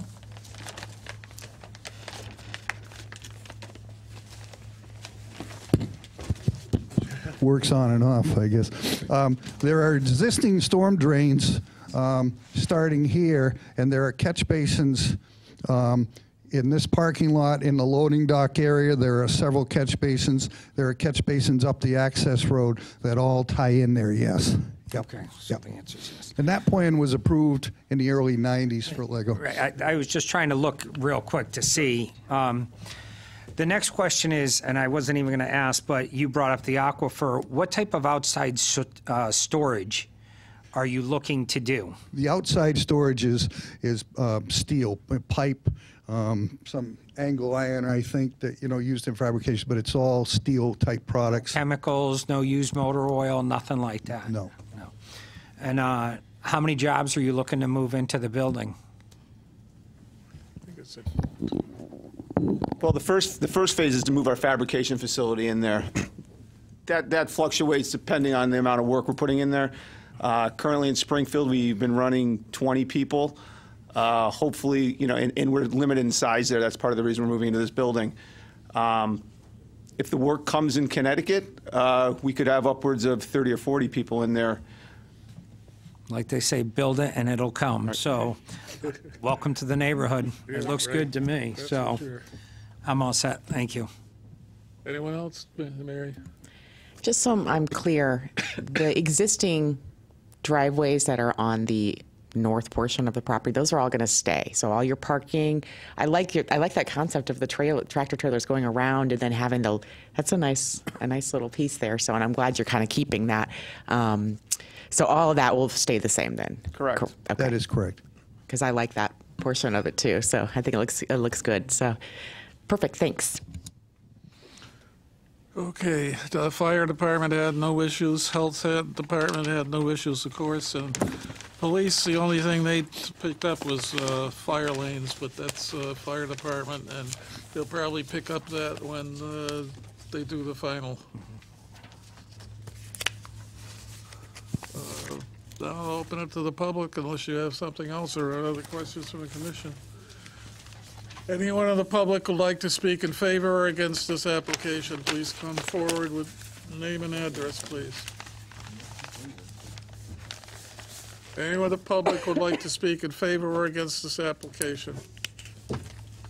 Last call to speak in favor or against this application. What's the desire of the... I'm ready to go. Are they ready to go? Yep. Then I'll close 2934.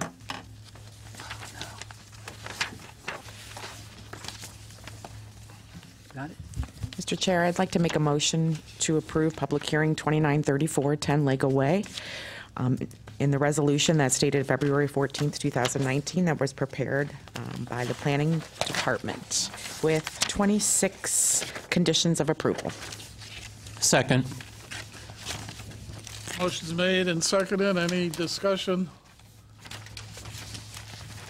The only thing I again would like to say is already been said is welcome to the company to the town and making use of a building. I don't believe it is being used at present. I think they said it was vacant. Yeah. Right. All in favor? Opposed? Unanimous. 7-0-0. Thank you. Thank you. All right. Moving on. Well, let me get this open here. Ginny. Yeah, we waiting for Ginny? Nobody's been hurt yet. 2935, 604 Enfield Street.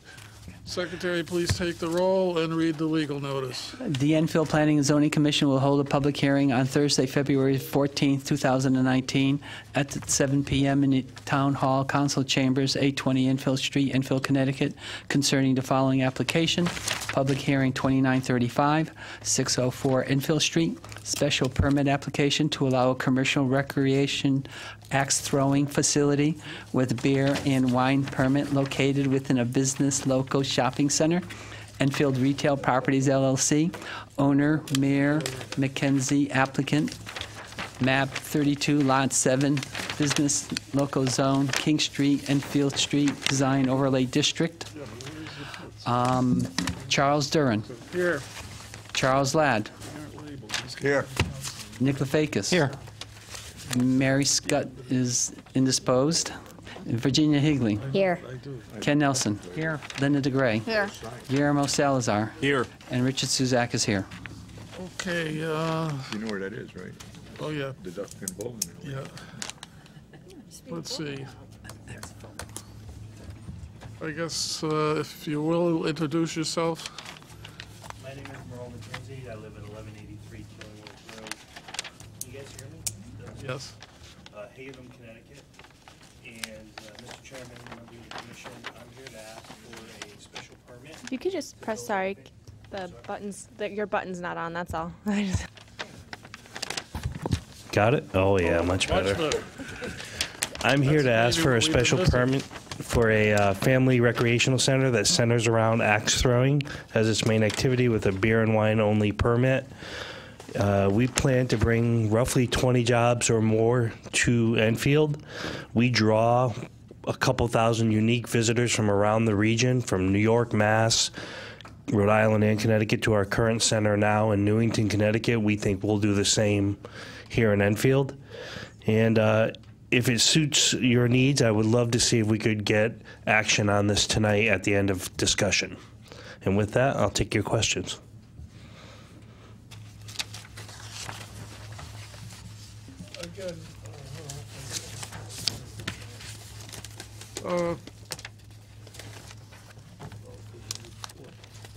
You do it in there, but just for the record, what are your safety regulations? I don't have them in front of me, but if I'm trying to draw on memory from all our safety regulations are posted on our each individual pit. Our experts, which stay with our group during their time of throwing, read those regulations to each group. But one is that there's no food or beverage allowed inside the pit. There's only 2 throwers plus the expert themselves in the pits at any one time. The pit is surrounded by both framing and fencing for the protection of the participants. You cannot hand your axe to the next player. They must set it down before the next player picks it up. Nobody can go and retrieve an axe until both axes have been thrown and come to a complete stop, much the way you would do at any gun range. We do reserve the right to stop play if we deem somebody being in a dangerous condition, whether that's due to their own activity or alcohol. And nobody's allowed to touch the blades of the axe. You can't go, oh, that's nice. At least we advise them that. Some people. Okay. That's how you can tell if they're. Now, we have the map or the drawing and the floor plan, and you mentioned pits. Now, they aren't. I figured out where they might be, but they aren't labeled as such. I could, if you need to, come up there and point them out if you'd like. I'm sorry. I could come up there and point them out if you like. Well, you could give. Yeah. Okay. Yeah.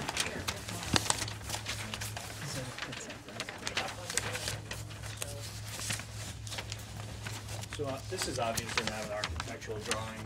We do have those already. What? What's a decoration We closet? can hear you. I don't know. Do I have to push a button on this one too? Yeah. What button would you like me to push? All right, you guys got me? That's it. All right. So these are obviously not architectural drawings. We do have them already to submit to building. There we go. Thank you very much for your assistance. I gotta kind of wait. We have architectural drawings and they don't give them to us.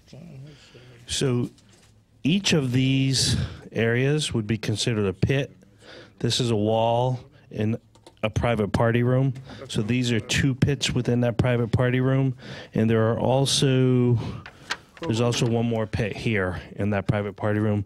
And these half walls that you see here are safety walls that the participants stand behind when they're waiting to throw. And they go from ground to 12 feet. They're about 4 foot of plywood, and then the rest is chain link all the way up to protect the participants. So those are our pits. Okay. Another question. Now, where do you store? And I don't see any storage. I see a lounge and a storage for wood. Where do you store the axes and hand them out to the individuals? So they stay within our employee store room, which was supposed to be here on the map. Up top in the corner right there, employee lounge.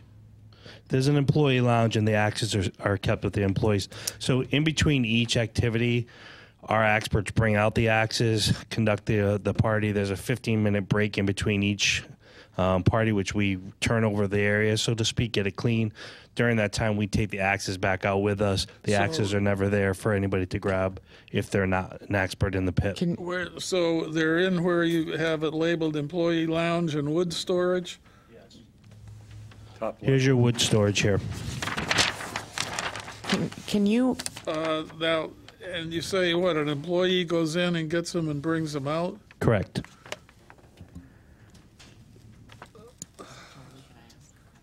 Okay. What are they throwing the axes at?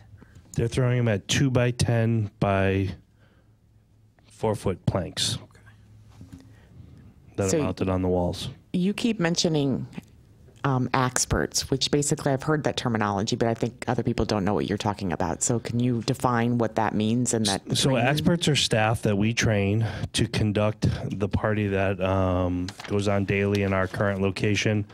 There are many styles of axe throwing facilities in the country. Some of them don't feature experts that remain with the parties all the time. In our case, we do. We think it's a service. We think it's a much better experience. It's also there for safety reasons. You're far less likely to have anything happen if you have staff in the pit at all times. So if there are patrons throwing in any of these axe pits, there is staff that we've trained to teach them how to throw safely with them at all times. Perfect. Thank you. I notice you have a merchandise counter. What are you planning to be selling? T-shirts, hats, hoodies.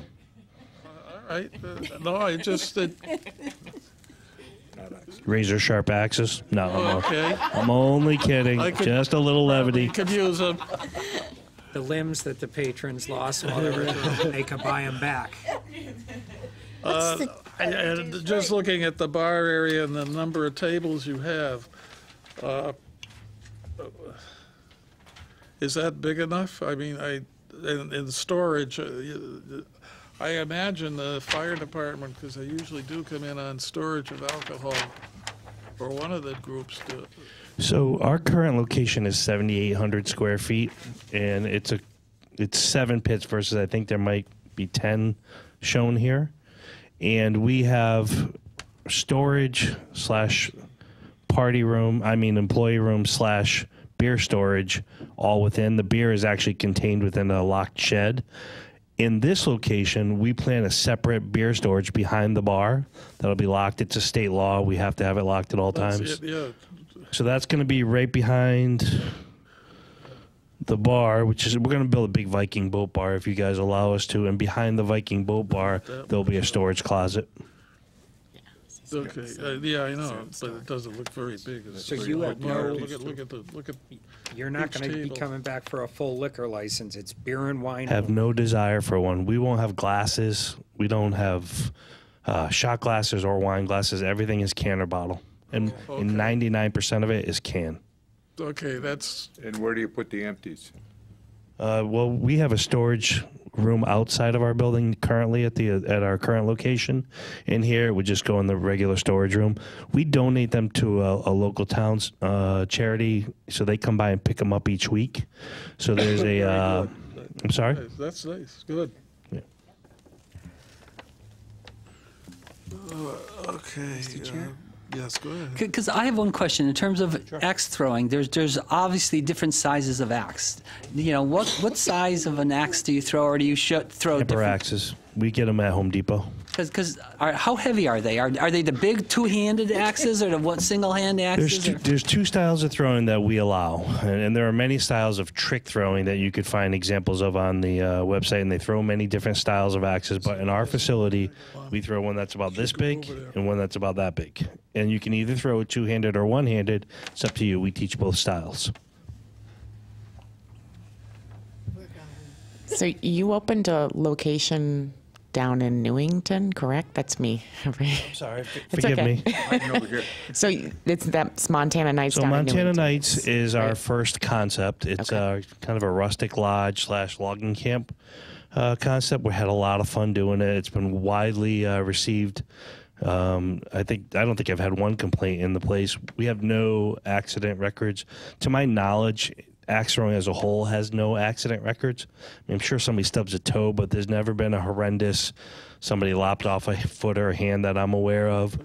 The concept that we want to bring to Enfield is a bit more fun than the rustic lodge. We want to do a Viking theme. We think that's something that's lacking out there in the axe throwing world, and we've got some amazing plans to really kind of showcase that and bring a little Viking culture to Enfield. Cool. Yeah, it's neat. Thanks. It was in the. What's the decoration closet? Well, that's one of my partners not understanding how to label things. In my current location, we have my office, which really is the decoration closet. When we have our storage facility, and then we have bathrooms, and then the greater part of the facility.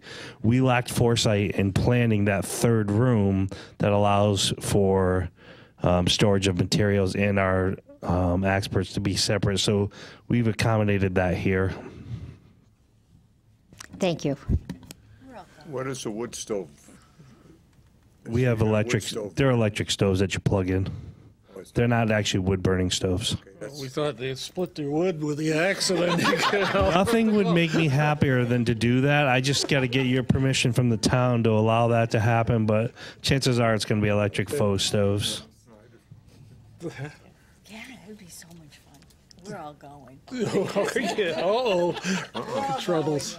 You're more than welcome to come down to Newington and check it out before we get open, but you can wait for the Viking experience if you want. Do you have access to the basement or the stairs, or are you using the basement? We're not using the basement for our business purposes at all. I believe there's plans for a stairwell to go down Well, there always was one with the old hardware store. here, I believe. No, actually, that's the back of the building. The stairs would be going down here. There's a jiu-jitsu studio downstairs. Right behind where your wood shop is. Or your, Yeah, we drove around back there just to check out all the parking. There's plenty of parking. Oh, yeah. Yep. Okay. I'll open. Any more? No? Charlie, did you just want me to go over any comments that we received? We really didn't receive any department comments other than from the health I'm sorry, department. I can't hear you either. I don't know. Is that better? Okay. So I don't know if you wanted me to go over any department comments we got. We really didn't get any for this other than from the health department. Yes, you better and, for the record. they really only had issues that would be addressed really at the building department level, where they just want to know where sinks are going and what are you doing with like cleaning supplies. They did ask about the empties. And whether there would be a separate room for designated birthday parties. That's a special party room, yeah. So there's two ways of doing birthday parties in our place, and it happens daily without our knowledge of it. Is people will just say, hey, we're coming there for a birthday party, and they rent one of the pits that are just available, and people show up and celebrate their party, and we encourage that. You can also rent one of our event rooms and have any kind of party you want in there. We've done Boy Scout parties, we've done, teenage girl parties, we've done adult turning 40 parties, bachelorette parties, tons of corporate stuff. We bring in a lot of corporate business. That's probably 35 to 40% of our business is companies like Lego or what have you coming to our place. Frustrations taken out on I hear that a lot. Yes. the boss's picture on that 4x4. That's happened once or twice, but not when I was there. Okay, yes, go ahead. That was really it. Fire, police, engineering, and water pollution control all said they didn't have any comments. Okay. Well, how about the ambulance?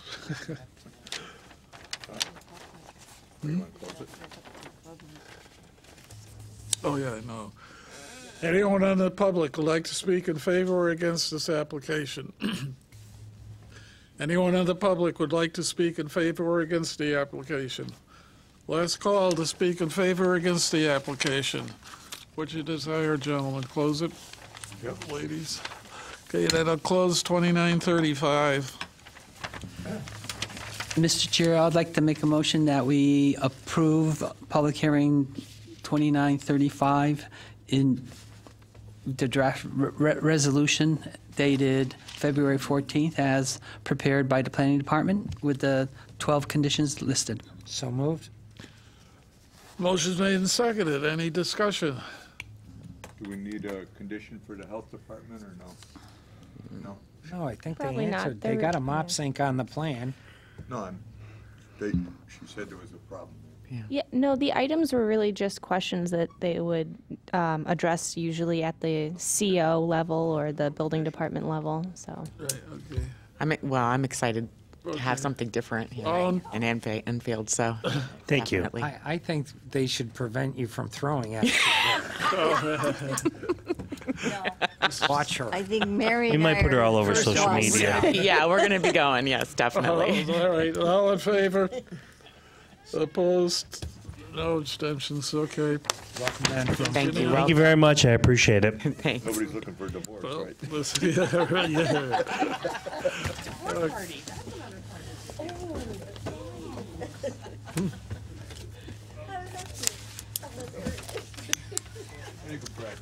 I think that has to stay. Give her Now, you had all these people here, nobody wanted to talk, huh? All right.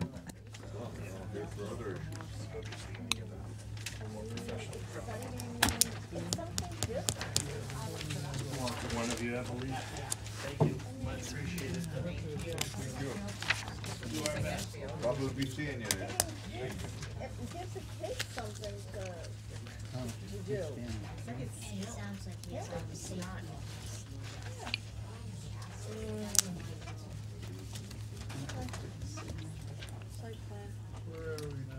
Site plan review, 1766.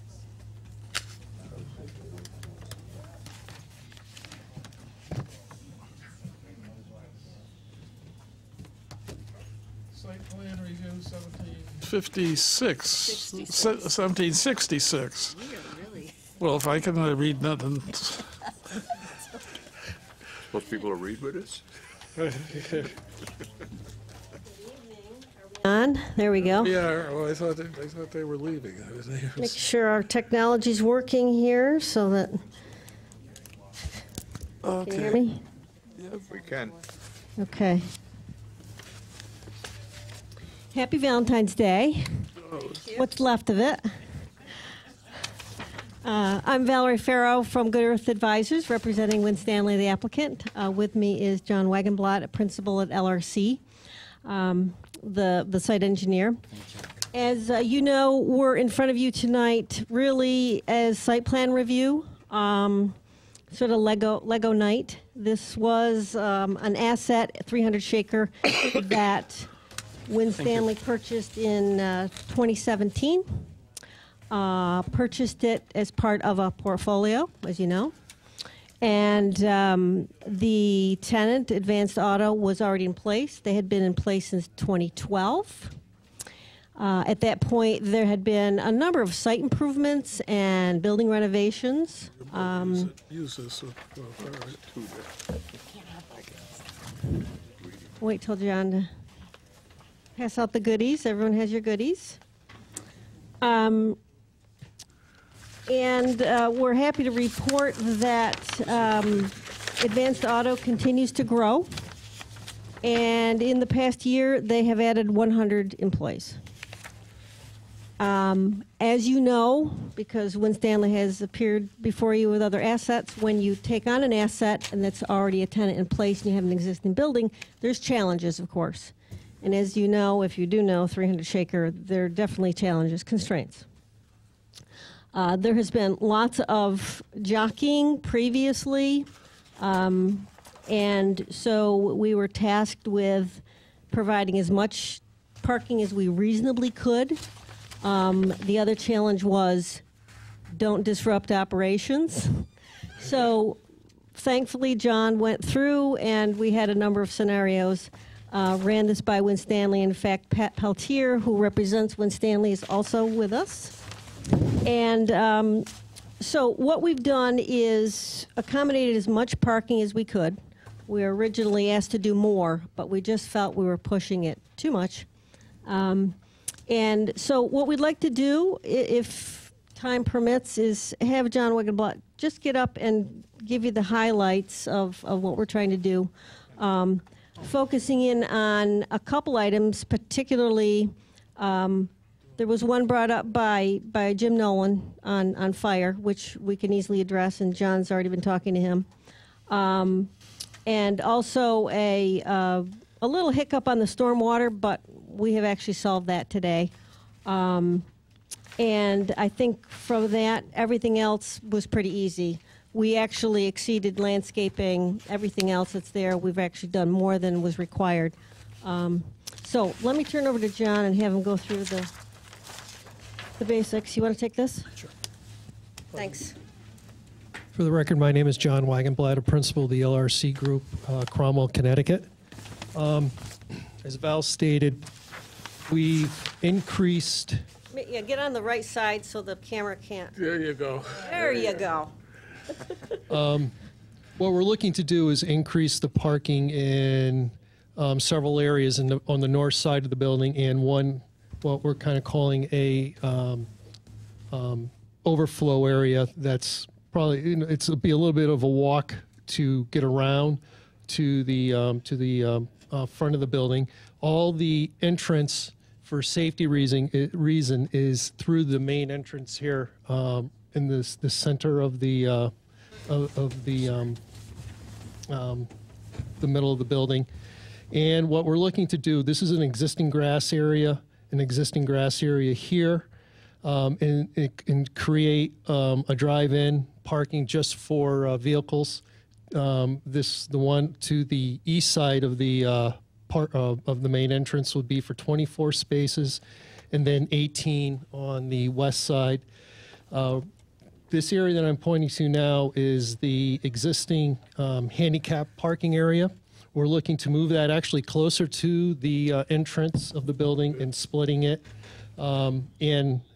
We placed it where we show it now in order to continue to meet the 10-foot spacing requirements. We could not put any in the front in this area because there's just not enough space between the existing road and the building. Looking to add a few spaces just where there's a green space here that's actually next to the existing parking, and then adding parking along this area, actually cutting into the slope, pushing the slope back and grading it out, and then picking two areas in here and creating 5 parking spaces, kind of using the existing islands and cutting it out and not trying to disrupt the sidewalks, and the same in the front here as well. Total, I believe we're adding 86 spaces.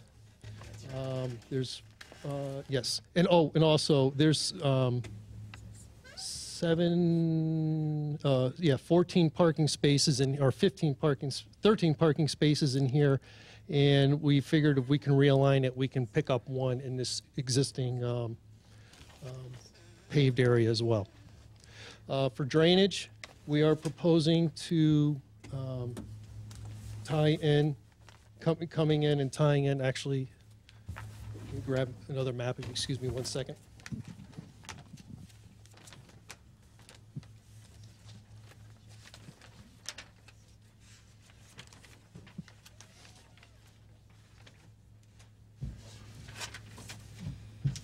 I believe you have this also in your the package I just handed out, an 11 by 17. We're proposing adding 3 catch basins to pick up the drainage.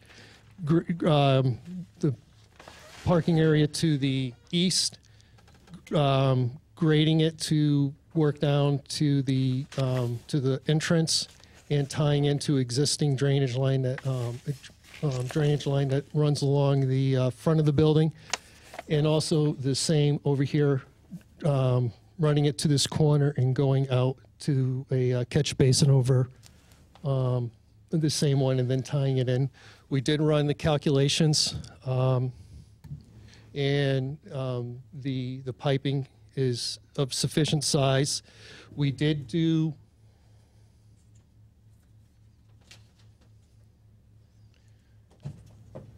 a survey of the existing detention basin that was constructed when the building was built in the early 90s. There is enough capacity to hold it, and with an adjustment to the weir, which we were discussing with engineering today, that it actually will attenuate and be, the release would be actually less than what it is now. And let me add a little bit to that. When, thankfully, Lori was with me, one of the days we wanted to double check the hydraulic situation there because, as you know, the campus has been chopped up and everybody was making these assumptions, and we started looking at that basin, and I'm like, well, how do we really know what that basin is? So John got his waders on, and we made him actually go out there and check that. And then Lori and everyone in planning helped us one day. We're all over town hall looking for the as-built, which John Cabello actually had with the original hydraulic study. And we were actually able to confirm for the first time in probably 25 years what actually was happening out there hydraulically. So we're pretty confident that, you know, what we're saying is really what's there. Previous to that, any other site plans, we weren't really quite sure. It was a leap of faith. So, and based on some of the conversations you've had with some, you know, previous applicants about, well, what happens if you have the storm? I think we now have the numbers that we can certainly track what's happening out there. And one of the other comments we did receive was from the fire. They've asked us to look into relocating a hydrant. There's two hydrants, one that we did show in the plan, and he had there was a little confusion, I think, on his part, and I explained to him where that is actually being moved into another green area, and he was fine with it. And he asked that the one here that's located off the northeast corner of the building, he's concerned that if emergency vehicle parks here, that a vehicle would be in the way, and so what we're going to do is move it to a point somewhere over in here. A little bit to the north, so any parked vehicles will not be in the way. Okay, any questions? Any questions from the commission? You guys, you definitely always do your homework. You definitely always do what you need to do and come prepared. Well, that's certainly a which we reflection really of our appreciate. client, I have to tell you. There's really no, we don't cut corners at Winstanley. Absolutely. Right, Pat? Absolutely. Well, it's Thank you. refreshing and it's wonderful Thank to you. have everything covered. So thank you. Kenny's got one. Kenny? So are you adding another tenant to the building, or is this still Advanced Oh, no, Auto they're Parts? just, they keep growing. And this is for more employee parking? Yes, yes, 80 spots? 86. Congratulations to them. Yeah, and I think what they're doing is they're expanding a shift. Is that still an automated warehouse in there? Yes, from what I understand, they've kept everything the same. There were some substantial improvements in 2012. I didn't really pull the permit to look at that. I thought maybe they changed it. You're right. Right, because we used to go on Taylor Road and watch the machines Yeah. do all the pulling and everything, and it looks very similar Yeah. inside. That's why, you know, you see something like that, you lose employees. Now they're adding 80 spots. That's 80 people. Maybe a machine broke down. Yep. And where the challenge has been is the overlap of the shifts. So, you know, they're adding the shifts, but they need to accommodate that. Correct. So, and obviously, Winstanley wants to keep them in Enfield, and, Absolutely. you know, it's... We want to keep them in it. Yes, don't we all? Good. Okay, anyone in the audience who'd like to speak in favor or against this application? I'm sorry, it's a SPR. Got too used to going. Well, somebody make a motion. I make a motion to approve it. I'll close 1766. Motion's made and seconded. Any discussion? I'm sorry? Who He seconded? figured that out. Who seconded All right. that motion? What? Oh. Yeah. We got Well, there's somebody down on my left. All in favor? Any opposed? And no abstentions. Well, Thank you so very much, good. Appreciate it. Thank you. Have a good evening. Great presentation. Thank you. Should have let me know we'd taken up first. So far, Winstanley's always been right by the numbers when we do stuff, so it's not hard to decide with you guys. Probably. Did you approve Advanced Auto Parts when they originally went in there? Yeah. Well, you know she was kind of flying by the seat of her pants with that hydraulic. But she did a good job. Oh, yeah, no, they did. And she was right, as it turns out. So. No, I know. I'm kidding. I'm teasing. What are we, 1759, huh? Where did John find him? John had him? really wanted to know what was going on. And that last attempt, we were downstairs, I came up and was like, where's John? There it was. Oh, right, in engineering? Yeah. They threw a lot of stuff out once when they had the upstairs. They cleaned out a lot of stuff up there because the weight was too much. Okay, 1760, hold it, 1759. Accept the withdrawal. Oh, no, They'll be back. They just need a We accept a the variance withdrawal. first. Second. Charlie made a motion, I seconded it. 1759 is, I had the mic on. Yeah, right here. oh, I made a motion to accept the withdrawal. okay. Jenny seconded. And all in favor? It's unanimous, 7-0-0. Okay. And now we're on. Extension requests. We did already. We already did those. Except We're on to correspondence. Anything interesting?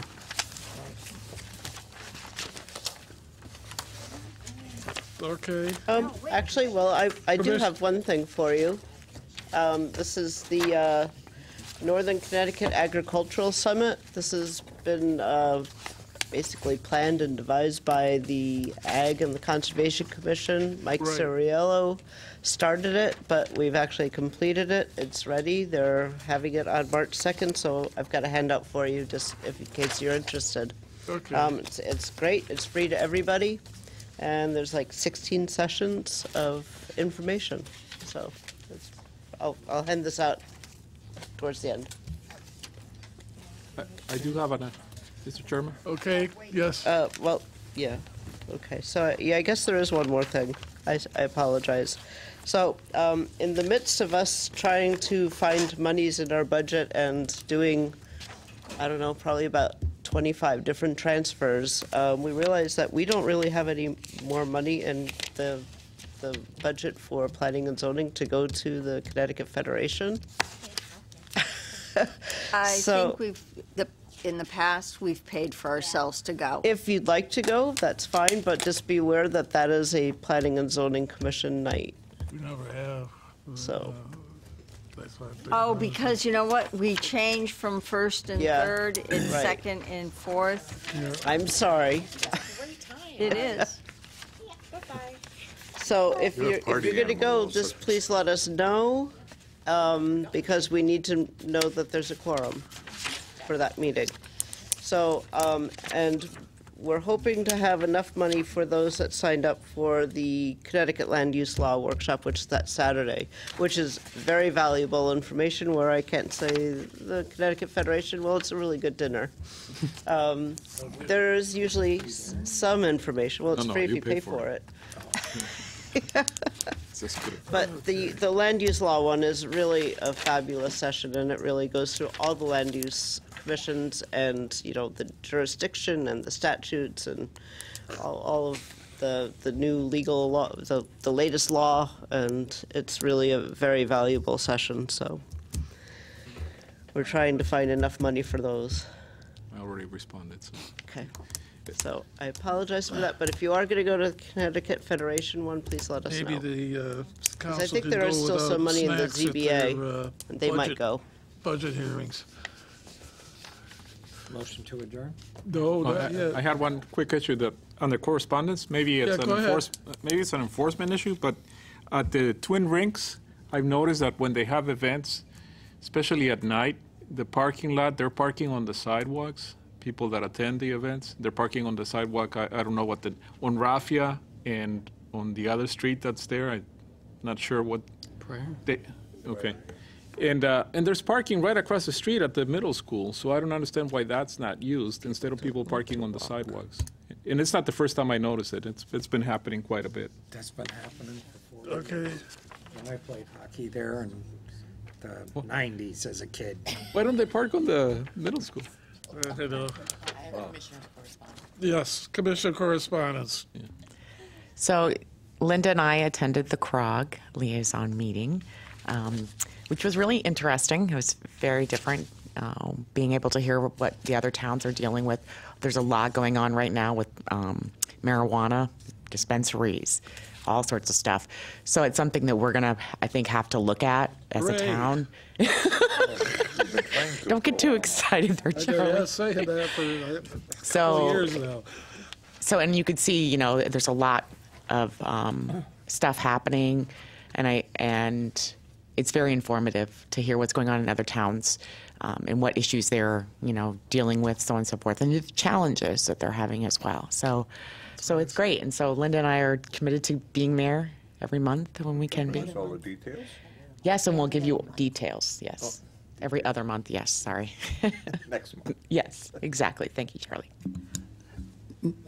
Mr. Chair, I'd just like to say that the Economic Development Commission has been pursuing the TIFs in the Enfield area, both at, you know, the Midtown and the Thompsonville area, and I think that we've come up with a plan to promote it to the town council, and that it will be coming up for us to review and to vote on it. And I think it's a positive move in the right direction, and we've sort of whittled it down a little bit so that there's money available for other parts of the town, not only, you know, the two sections that we're proposing right now, but we've allocated enough funds for the other sections of town so that they can have some tips there too.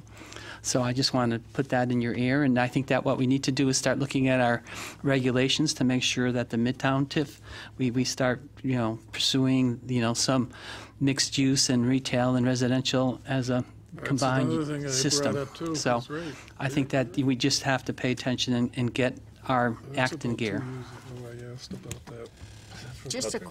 Just a question. Has the new owner of the mall contacted the town at all, reached out looking to No. see about doing We anything? have. Okay. We've reached out to them, but they have not reached out to us, Right, so 'cause that- yeah. we're working on it. Along with the marijuana things, I think that's one of the things we should be looking at too. Thank you. The state has more restrictions than we would for that. No, I think the people should be protected. We went through this with the building next to McDonald's up at State Line, and we went through this type of thing. And the people get a little bit upset on where things are located. It's a coming. Okay, where are we? Director of Planning Administrative Approvals. So the Director of Planning report, so Rich kind of just stole my thunder. But truly, the Economic Development Commission was very instrumental in getting this underway and finalized with the consultant Patrick McMahon. So it is going to go to the Town Council on Tuesday night, at which point there you will make a referral to the Planning Commission to make sure that the master plan and the policy meets the plan of conservation and development. So we're hoping to actually put that onto the next agenda for that referral. So basically, we just need to show that it meets the plan of conservation and development. So, you know, I'll make up a little memo to that effect. So it does come to you. And then they need to hold a public hearing. And then come 90 days after they send the referral to planning and zoning, they could actually adopt that document, or those two documents. So come May 20th or a little bit thereafter, we should have a TIF in place, assuming that you believe that it meets the POCD. And we could start gathering some funds for reinvestment into the area. So this is a pretty big thing. It's a great economic tool. So, What's the status of the plan of conservation and development? Because I know other towns are starting to work on, they've already started working on theirs. Where are we at with working on ours? I am looking for funding. So you got to get For money. funding? That's the thing. I'm We looking should have started. But aren't we required by state law? Every 10 years? We have Every 3 years, right. We've got 3 years to get it going and get it done. Yeah. So basically, On the back burner for a while. so basically we need to say to the council, send some money for this because we need to do this. Gotcha. Okay, Yep. cool. Nope, it's in the works. At least it's in the works to ask for money. Sure. I've been getting estimates from different towns as to how much it had cost them for that, and also a rewrite of the zoning regulations.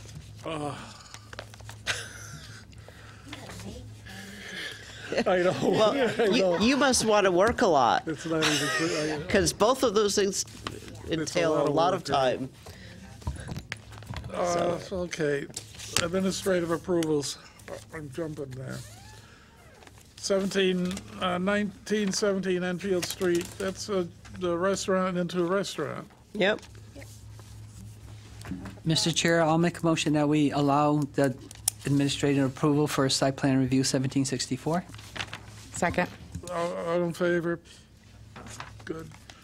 Okay, the next one is a smoke vapor shop, and this is up in the, I didn't even know there was one, a dog grooming place in the Skidco Mall, I would imagine. Yeah, that didn't hold up too well. Oh, yeah, was that, but she wasn't there that long, no? Oh, all right. About 6 months or so. Oh, okay. Motion to administratively approve SPR 1765. So moved. All in Second. favor? Opposed? I know, it's not, but that's not up to us. SPR 1767, 89 Phoenix Avenue. We're making a building smaller.